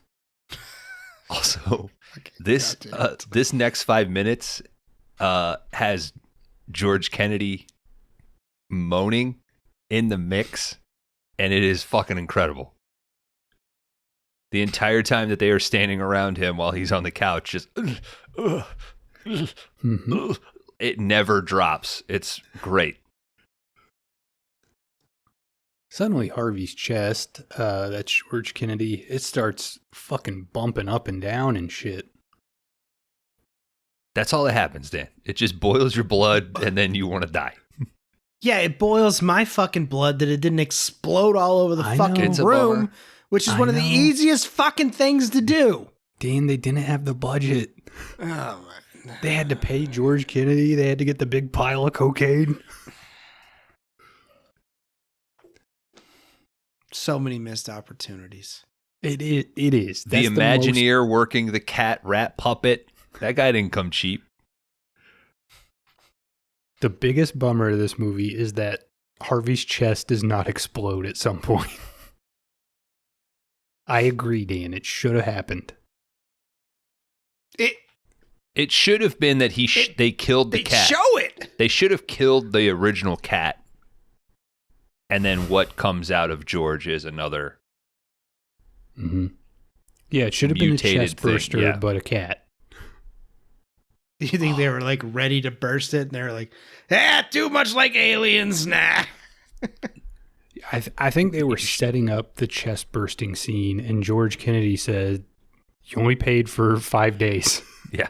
I am not coming back tomorrow. If you don't get it today, that's it." Eventually the ladies are like, "Hey, do you think this has anything to do with that laboratory collar we found on the cat?" Kennedy's legs, they start shooting blood everywhere. Everyone comes over to take a look at him. I did write down, no chest burst, probably too expensive. Kennedy does die and then briefly comes back to life for like a little jump scare. They end up chucking his body overboard. What's the legality on burial at sea? If you die on a boat, that's how you go. Mm-hmm. The ocean's big, dude. Yeah, I get that, but I'm saying when you get into your harbor, right? Your port, do you need to declare like, oh yeah, like 4 people died on our boat and we just dropped them at sea? Should be in the logbook. Yeah. Well, of course. I'm a That's the first responsible. thing I'm a they say, responsible captain. Do you have your logbook? Should notify close family and friends, yeah. Okay. Yeah, you probably got to say, like, this guy died and we threw him overboard. Okay. And then, I mean, what do they do? Like a small investigation and then you're good to go? Yeah, they're like, let's give it 2 weeks if he doesn't. They're not going to show get up. any I guess he fingerprints or died. DNA because you're swabbing the deck constantly. Mm-hmm. Is that why they do that on boats? Yeah. Dude, the open ocean, it's the Wild West. No rules, baby. We got to bring back, the pirate radio of podcasts. We got to get out there. I was gonna say we need to do some podcasts on a boat. Podcasts? No, pod rats. Write that down. Do you think we'd get more listeners if these episodes were 30 minutes and it was just cats in front of microphones? Yeah. It'd have to be video, yeah. Yeah. But I think we would 10x our listenership. We I could come just- home with a cat tomorrow. She's like, "What are you doing?" we don't even need real cats. We could do cat puppets. Dana's already pissed about that, You get dude. fucking crying. I'll live in a fucking zone ass over here. He doesn't know what a puppet is. Bones, I know what okay? a puppet is. He doesn't know what a puppet is. We cut to that night. Corey has Graham in a room at gunpoint. Tells him, like, You're so lucky these people don't let me shoot you. And Graham is like, you wouldn't do it even if they did? Lance and Bobby are hanging out in a room together. They hear a noise from the closet. Bobby gets up to check it out. Lance helps by shining a flashlight on the door handle, way above where a fucking cat would be.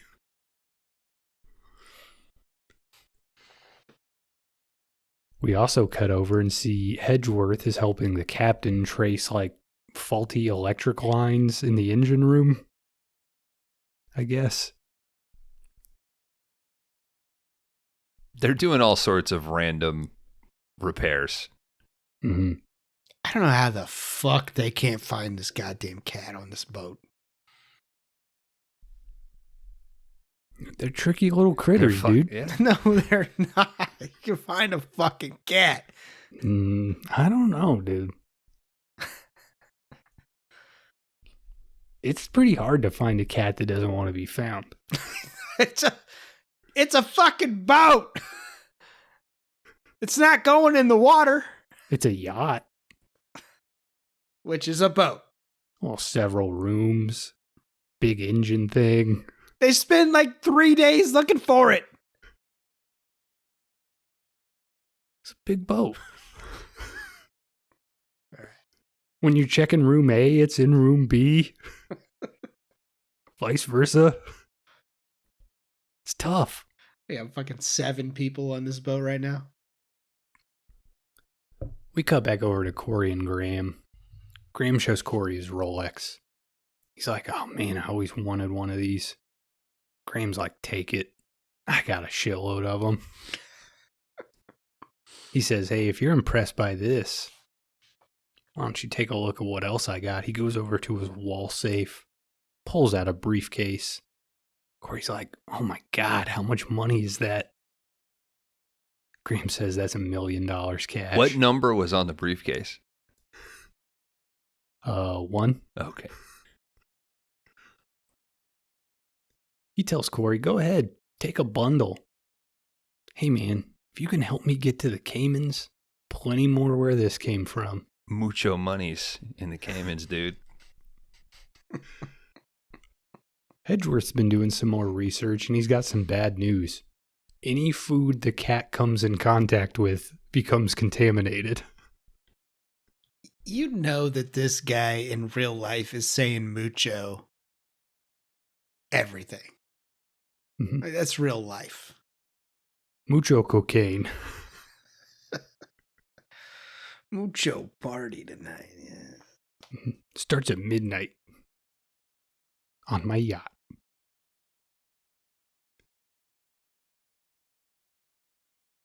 In the cabins below, Corey sneaks into Susan's room.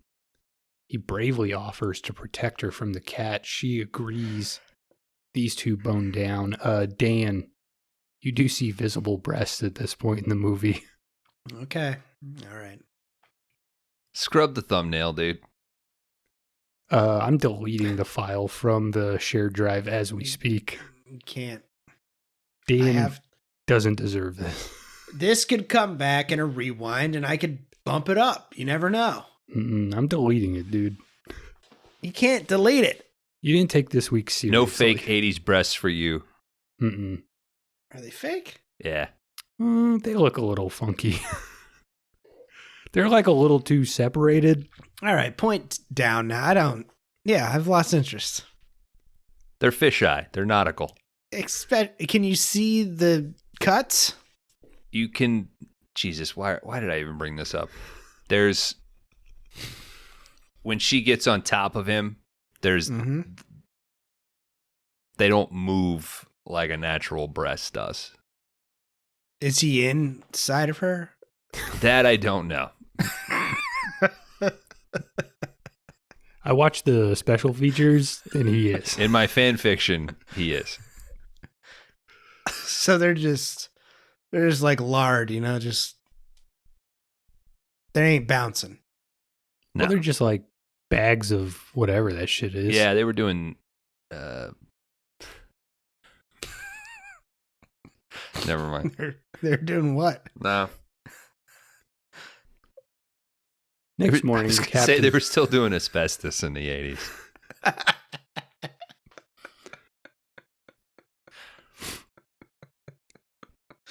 think some lady like... Yeah, that's where they got the term mesothelioma. Keep all sharp objects away, please. How will this affect my loved ones? Next morning, the captain fires up the boat. The engine is still dead. Hedgeworth There's hope, though. There's fucking hope. Because you can see it in, what, Savannah or Suzanne or whatever her name is? Because she's Suzanne? like Yeah. visibly like in the air. Yeah, the actress playing Suzanne was like, maybe not this movie, but I'm definitely going to get an Oscar at some point. She really plays it up at the end of this thing. God, yeah, her switch is incredible. Hedgeworth goes over. He gives the captain a little peck. Tells her, we just got to keep trying. Down in the bunks below, Bobby asks Lance how he's feeling. They start making out. The scene has some very disgusting kissing noises. Straight tongue, baby. George Kennedy did all those. He did all the Foley for that. He was just trying to talk and he's recording them. Look, I can either do the cat coming out of my chest thing or all this sexy kissing stuff. What do you guys want? Hey, just let him get halfway through that Jim Beam and we'll record that. Lance is, like, they're kind of making out. Lance is like, ow, you're laying on my injured arm. Kinda. They're going to town, Kron. Bobby says, well, I hope it's not affecting the rest of your body. And then she says, let's take a look at that boo-boo.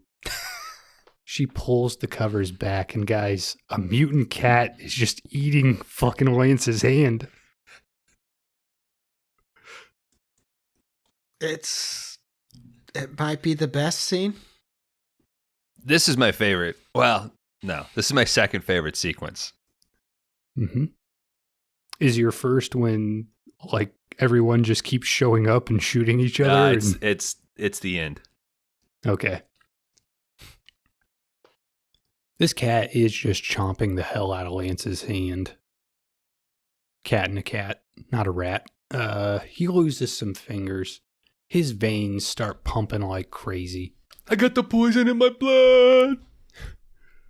He goes to throw himself overboard. He keeps screaming, I got the poison in my blood.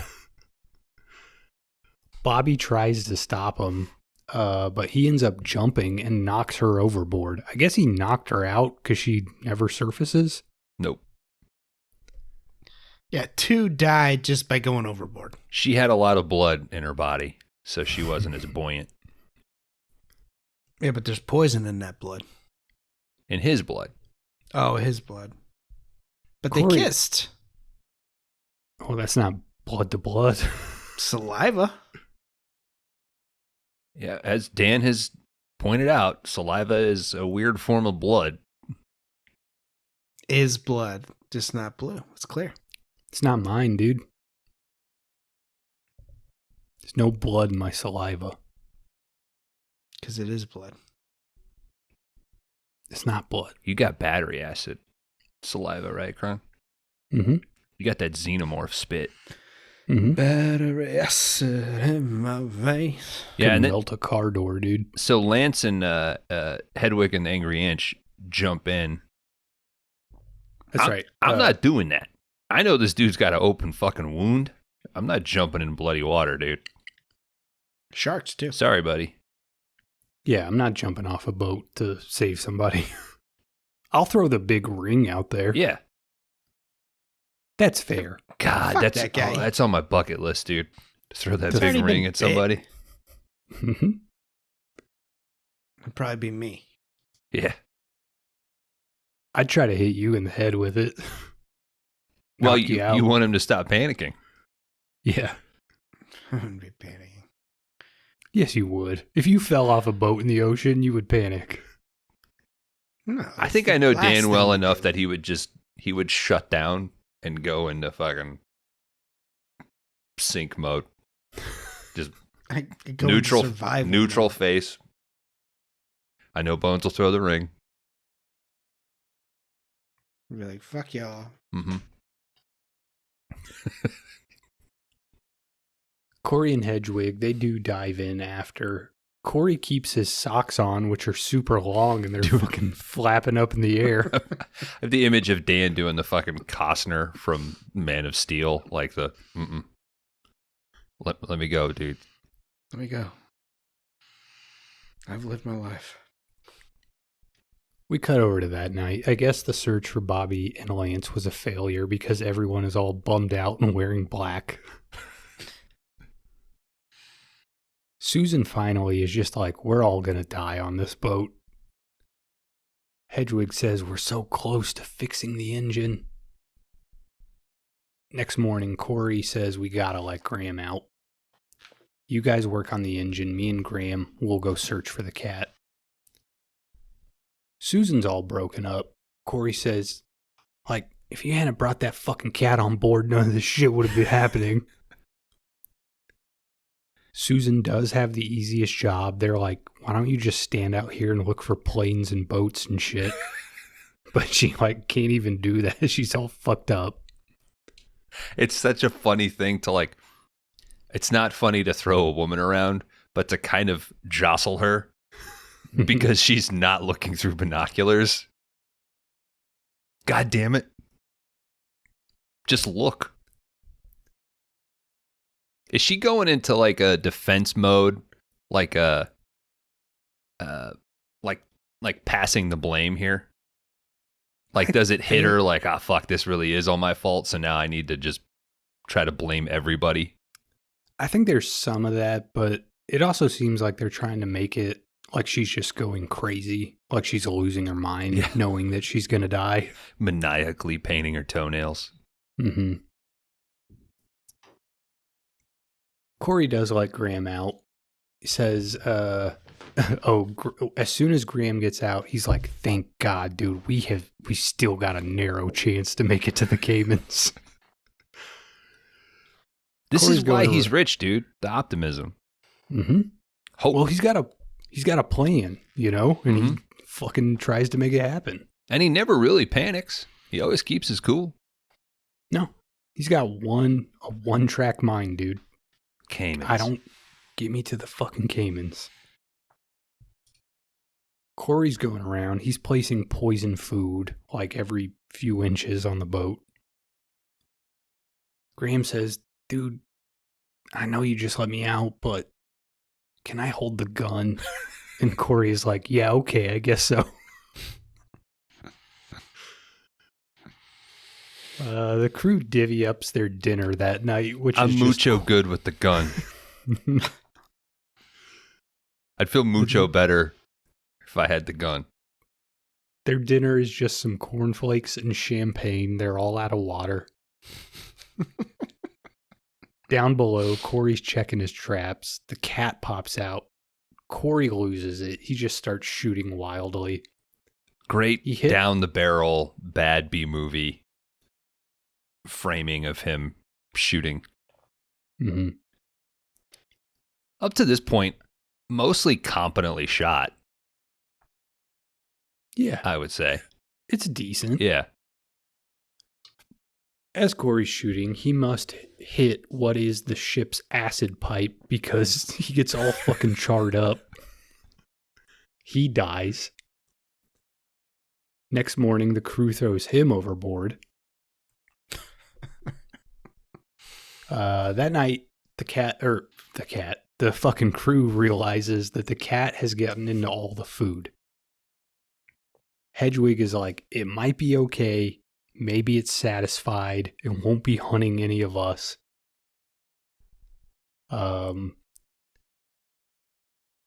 Later that evening, Susan goes into the pantry to get some food. Hedwig pops out.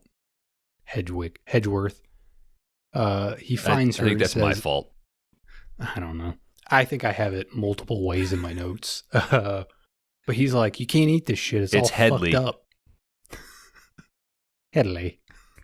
6 inches forward and 5 inches back. Next morning, Rachel, who's the captain, confronts Graham. They have like a little back and forth. Rachel ends up dropping her keys. Susan picks them up, and she just immediately runs to the pantry. She starts eating a shitload of food. Fucking breadcrumbs. Like little chunks of just bread. Mm-hmm. Well, you're in a situation like that. I'd eat the carbs. No, I get that. But the thing that obviously looks chewed on, that's what you start with. Yeah. Well, you know it's good if there's only a little left. She starts eating all this shit. She sees the cat in there and she freaks out for a moment. But the cat's just chilling. She's like, "You're not going to hurt me. I fucking rescued you." But eventually all this poison food kicks in. Rachel starts popping veins and bleeding from the mouth. She dies. All right, guys. The boat is fucked up. It's taken on a bunch of water at this point in the movie from all the holes that Corey shot in the side of it. Rachel and Hedgeworth, they're preparing the lifeboat. This Graham is where we finally see the model too, right? Like the model of the yacht. Yeah. You can see the lightning and shit. Yep. Yeah, truly like they might have filmed it in a bathtub that they lined with like black paper. It is a Thunderbirds. Mm-hmm. You expect like, a fucking canopy to open and like a puppeteered B-52 to come out of it. Mm-hmm. Rachel and Hedgeworth are getting the lifeboat ready. Graham, he's bringing up briefcases full of millions of dollars. But he's like, "I gotta go back and get the last one." He goes back down. Along the way, he runs into the cat, who starts morphing out. Cat, of course, attacks Graham. He dies in the water. Hedgeworth is like, "I gotta go see if Graham's still down there. Take the boat down. I'll catch up to you." He goes and finds Graham, who's dead. He goes up to the top, jumps off, gets to the lifeboat. We get a great little shot of this model yacht sinking into the water. It's beautiful. It's what Cameron referenced for all the Titanic CG. Absolutely. All right, so now we're just down to Rachel and Hedgeworth. These are the last two people we got. They're in a little life raft. This is the best part of the movie. How fast all of this is. Mm-hmm. They find Graham's suitcase on board, and they open it, and they're like, "Holy shit, it's $1 million." You can tell that they are just trying to get through this so fast because they're getting beat by water and having to yell. He barely gets the briefcase open, and she is so fast with her line of like, "Oh my God, there's got to be like $1 million in there. Oh my God." And they point like, it is so fucking fast. Mm-hmm. Hedgeworth looks at her and he says, "It's got to be enough to buy a new boat." And then I think she says like, "And finish a doctorate in biology." Yeah. Not so fast, guys. They look over. This mutant cat is on the side of the lifeboat. They struggle with it. They throw it back overboard, but it just keeps coming back. It looks like a ghoulie, like not quite a gremlin. Yeah. It's definitely ghoulie style. It's like a wet ass rat. They figure out that, hey, as long as we're the only thing that's floating in the water, this cat's going to keep coming to the boat. Hedgeworth is like, "Let's just fucking chuck the case full of $1 million. And Rachel is wisely like, "Dump the fucking money in this fucking trash bag, dude." So they do that. Once it's empty, they chuck it out. The cat eventually climbs onto that. And they're like, "Thank Christ, it's over." Just floats away watching them. I think there was enough room for Jack on that briefcase. He could have made it. Yeah.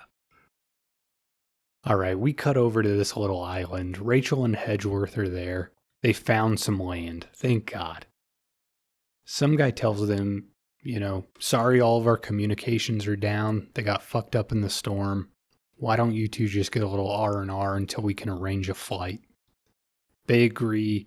This guy picks up their bag, and Rachel, kind of covertly sneaks around and grabs it from him. It's somehow the most tension in the movie.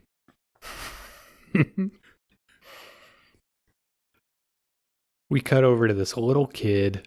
He finds a briefcase that washes up on the shore. He says, Daddy, look what I found. He's got the briefcase. His dad says, let's see what's inside. He opens it up. Boom, demon cat fucking pops out. Different. It's not what happened. Yes, it is, Dan. You watched the wrong fucking version of this movie. The little kid goes over and picks up a black cat that's not even the same cat as was in the movie. And it just meows. It got charred in the Caribbean sun, dude. Probably got hit by lightning out in that storm. Changed his colors. Well, yeah, that briefcase is metal, dude. It's 80s lightning. It don't hurt. Guys, we roll the credits. That is Uninvited from the year 1988, directed by Graydon Clark. Dan, hit me with that research. Uninvited, 1988. Graydon Clark. Sitting at a Letterboxd user rating of 2.7 right now. This was released August 24th of 1988 with a budget of $200K. I could not find a box office number. At the cinema that month. Probably $3 million, I'd guess. Possibly. At the cinema that month, you catch The Blob, A Fish Called Wanda, Young Guns, and a little movie called A Nightmare on Elm Street. Just live at the fucking theater in the late 80s, dude. I mean, fuck yeah. Banger after banger. The sinking of the yacht and several shots of the cat in the ocean were filmed in Graydon Clark's swimming pool. Seems like a flex that this dude's got a pool. Brewster's Millions. I think he was skimming off the budget. We covered 75K, went to George, Alex, and Clue there. The same two stock meow sound effects are repeated throughout this movie. No way. An early draft of the script had a rat instead of a cat in it. Oh, so you admit it's a cat and a cat? It's a rat. Graydon Clark paid $15,000 to rent the yacht, and he used it for 2 weeks. Several scenes were shot in Graydon Clark's garage. 1 week and 5 days just for himself. And this movie was filmed over the course of 18 days, if you couldn't tell. But gentlemen, that's all I got for Uninvited from 1988. Rate my box! Thank you, Dan. You reminded us 2.7 average user rating on Letterboxd. Dan, you and I both locked Kron at a 3.0. Dan, I'm going to put you at a 2.0.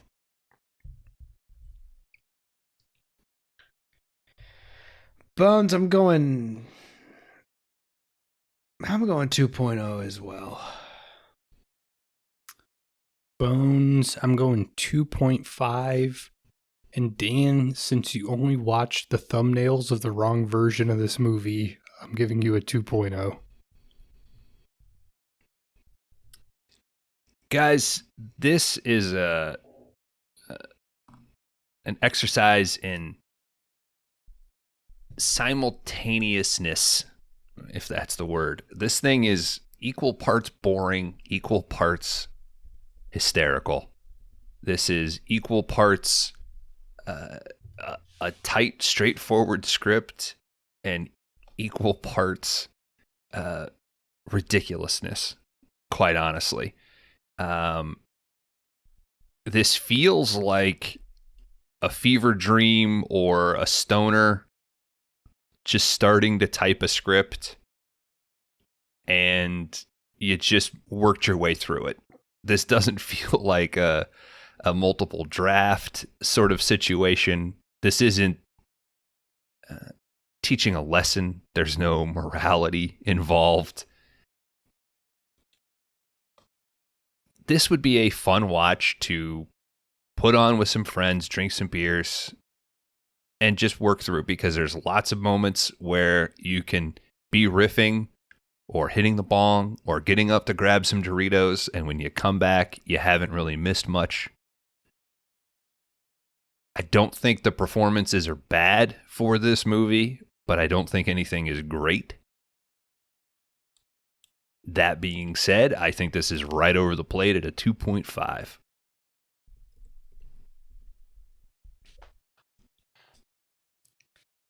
Uninvited, 1988. Graydon Clark. This movie is an hour and 35 minutes, 38 minutes. It felt like 2.5 hours. I think this has got a Vinegar Syndrome bump because it was re-released. This just did not gel with me at all. Terrible acting.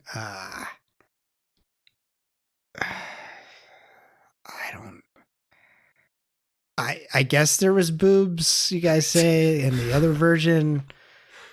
In the true version. With that, I mean, you got two people that went overboard, then they're gone. You got a cat that's mutated, and you couldn't think of anything better. We got multiple days going on this yacht. Like, this should all be in 1 to 2 days. I don't know. You got some fun moments here. I will say that. This is a 1.5 for me. I don't know, man. This is not hit. It didn't hit off with me, but dude, I'm sorry. Wow. Thanks, guys. Dan, I do hope going forward that you ding any movie that takes place over multiple days. For this story, dude. All right, guys. Uninvited, 1988.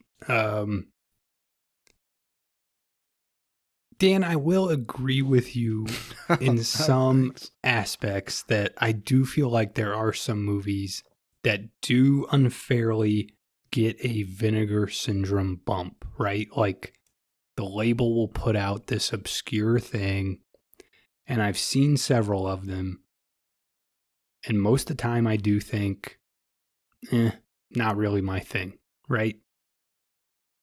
But Uninvited kind of is my thing. I mean, there's a lot to like in this movie.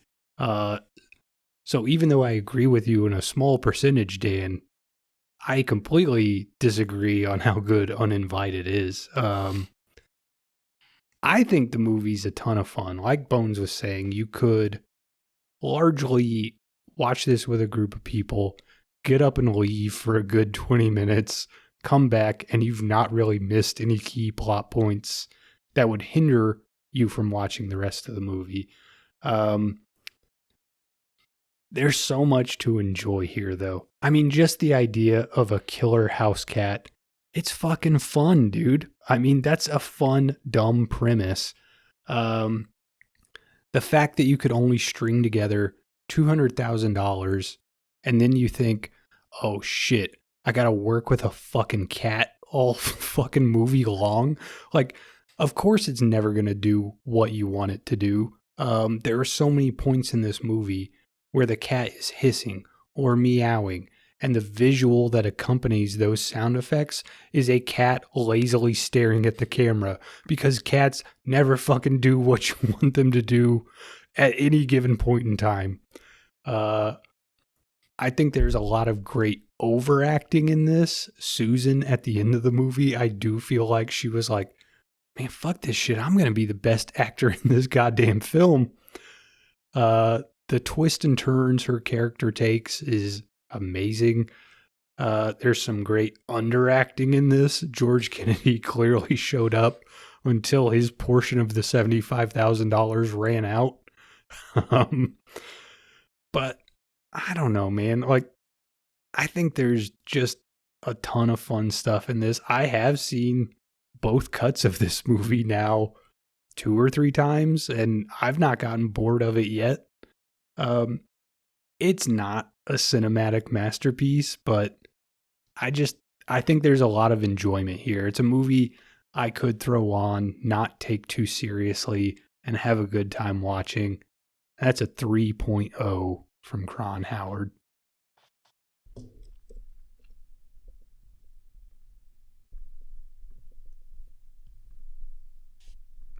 Looking at the low 2s, maybe? Yeah, I think this is going to end at like a 2.3-ish.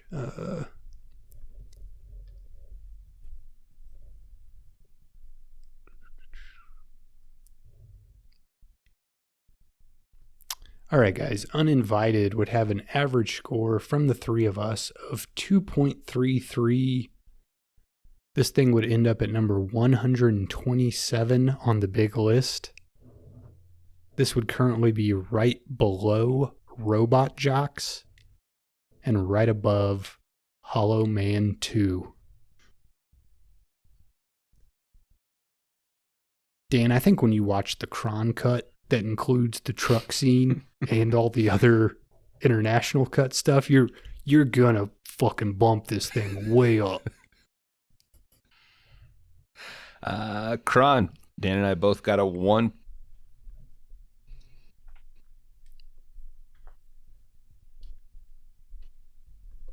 We are Congrats on the points, dudes. At the end of this round, I would have 8 points, Bones 9.5, Dan 9.0. Hey, Bob, you're on the list with a 0.5. Anybody's game as we approach the end of season 2.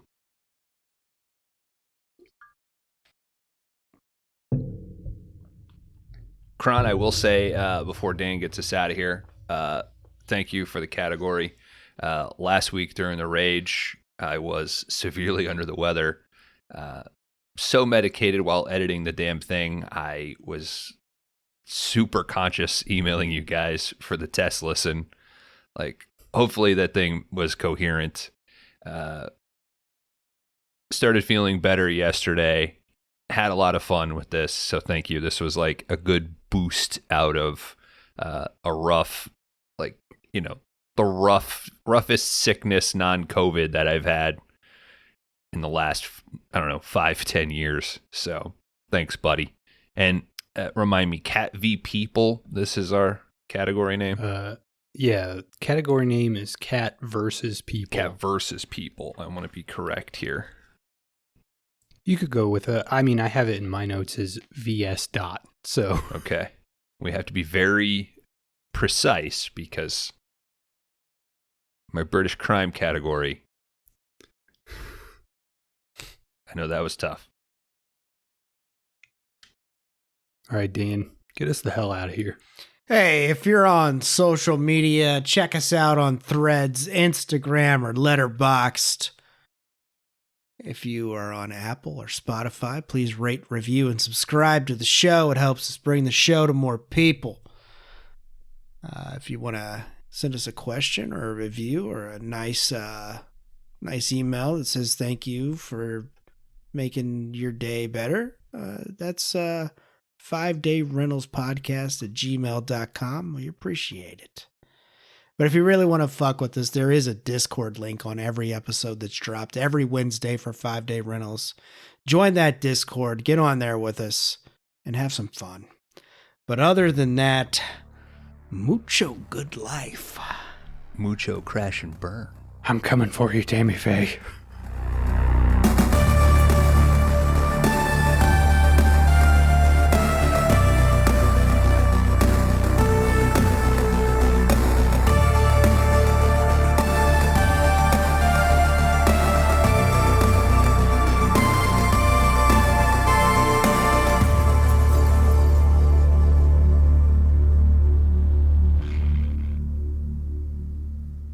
Welcome back. This is the After Showers. Kron, thank you for the demonstration on how a person could come out of another person. I'm sure Dan appreciated that. Mm-hmm. But it was... You could stand up straight, dude. I don't need to see your butt anymore. It was quite informative. And you know what? After doing that, I guess I do agree that the game is a puppet movie, because I was really working Dan from the inside there. As we continue, cat versus people, I can't not believe we hadn't done this sooner, right? The animal attack. With that, I felt, okay, I'm the second act here. I get to be a little bit goofy, because as I've echoed before, Dan's always going to come with something crazy towards the end. When the guy's got enough time, he's the fucking A-team dude. When he's got a plan, he's unbeatable. So I could be a little goofy. I was also under the weather, had a lot of downtime, watched a lot of shit for this, got down to 2, finally whittled it down to 1. There are 2 major markets, genres, categories that we have not really dived into. One is the kaiju. Now, I know we did do Deep Rising earlier in season 1. And Kron, you said, okay, it sort of counts, but let's try to keep it to, more of a real animal, right? Mm-hmm. There's also the sort of Sci-Fi Channel straight to DVD. Let's take a basic animal. Let's throw some weird mutation on it. Let's throw a washed up actor in. Let's fill this thing with terrible CG, stock footage, in the spirit of Ed Wood. Let's throw this on a shelf. Let's throw this in a red box. Let's throw this on Sci-Fi. And let's sell some fucking ads. Let's move some fucking discs. There's an actor known as Tom Sizemore who's been sadly missed this last year. And in 2023, he starred in a movie directed by Dustin Ferguson, a.k.a. Dark Infinity. This man has directed more direct-to-DVD films than I would say Tom Sizemore has acted in, and Tom Sizemore has acted in 214 movies, I think. In 2023, they released an epic picture called Mega Ape. And that's what we're going to be watching this week, starring Tom Sizemore, Bei Ling, and Mel Novak. A genetically mutated ape escapes from a top-secret facility and wreaks havoc in Hollywood. Now, I know you're going to be bummed at this. This thing's only 73 minutes long. Bones, are we watching the theatrical or international You're going to watch cut? the cut that is available on Tubi, my man. All right. Pure, simple. I like it. Now, if you have I see here it is available on Plex and Hoopla. But I can't tell you that the rip on Tubi looks amazing. A few weeks ago, I talked a big game about The Rage. I will not spoil anything about Mega Ape other than directed by Dark Infinity, starring Tom Sizemore. Yeah, I just seen the cover. Do you think Dark Infinity was like, do you think that's him being like, this is who I am? Or was it originally like, I don't want to put my name on this fucking thing? I'm excited for Dan to dive into this because I almost wonder, is this sort of like, is Dark Infinity, is it a Banksy sort of thing? Or is it Hans Zimmer gets knocked for, he puts his name on it, but he's got a whole, yeah, that's the cover. It looks like Rampage, the video game. Yeah. Hey, we almost did Rampage. But, I mean, Showgirls 2 opened the floodwaters, right? Mm-hmm. Kron, you got to look through Dustin Ferguson, a.k.a. Dark Infinity's filmography, man. You're going to love some of these titles. Right up your alley. Rattlers too. I believe he did a Nemesis sequel as well. He did a movie called Amityville in the Hood. Yeah.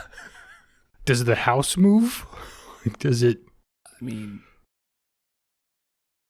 in 2023, not only did he release Mega Ape, but he also did Cocaine Cougar, 5G Zombies,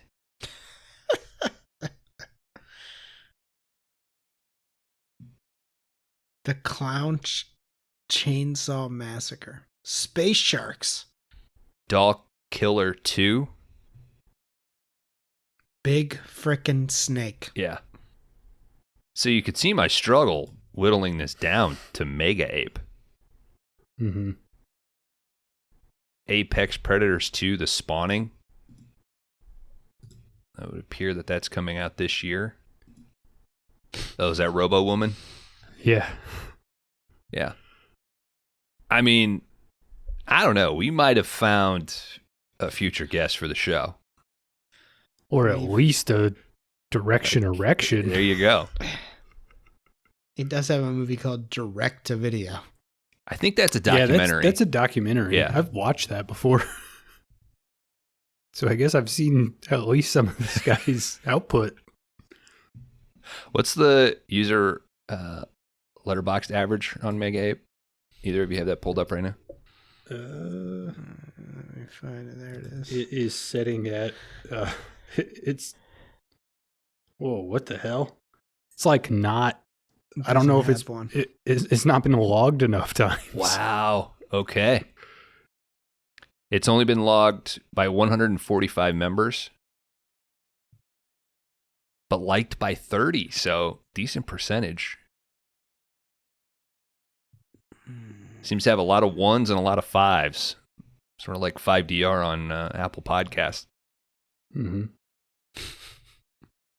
Like I said, 73 minutes.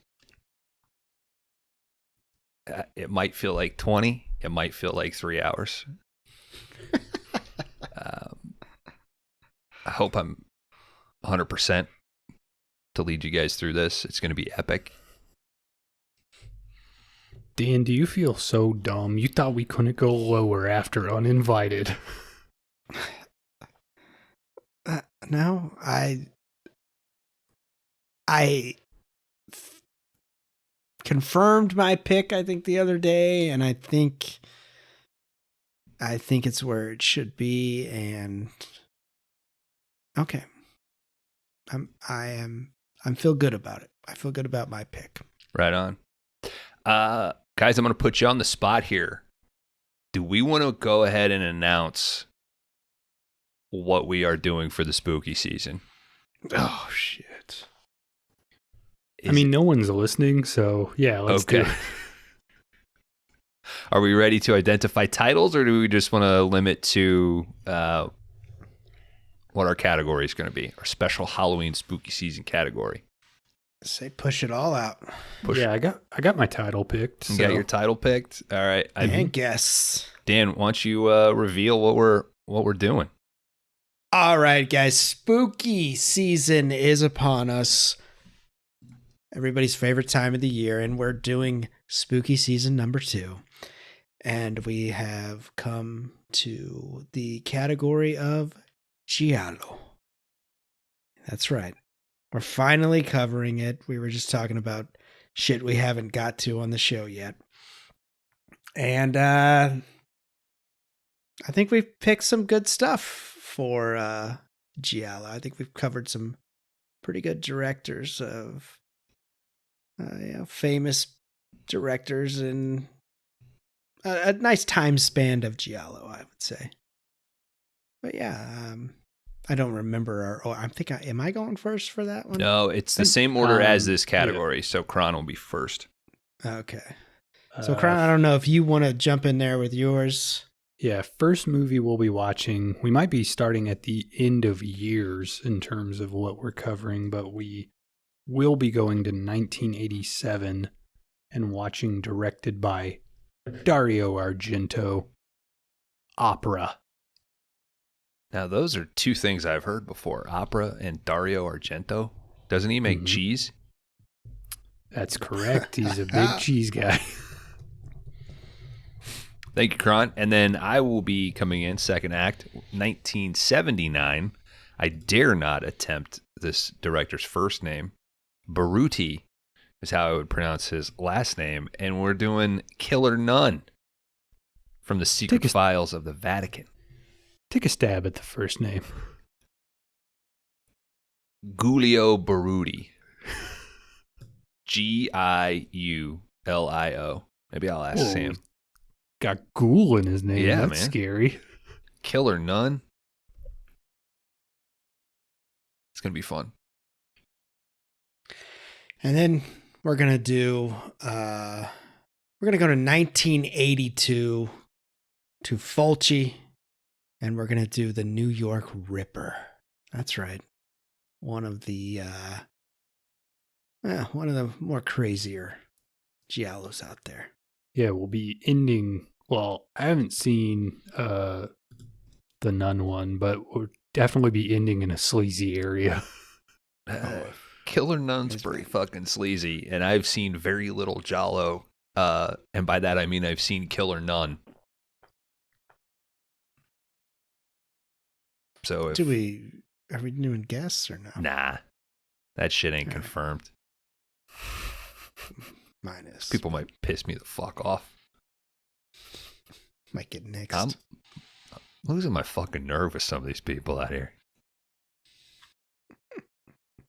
Been laying on the couch for 8 goddamn days. Ain't nobody fucking texting. Feel so texted. I know. You guys did. I'm saying, you never feel more alone than when you're fucking sick, you know? What is this? What do I do? I do this for friendship. What do I get? What do I get? I get Mega Ape. That's what I get. And listener, you get Mega Ape next week on 5 Day Rentals. For Laundry Dan, for Kron Howard, stay tuned. Stick with us. We're towards the end. Giallo for you people. Crash and burn. Crash and burn. Crash and burn. I know what a puppet is.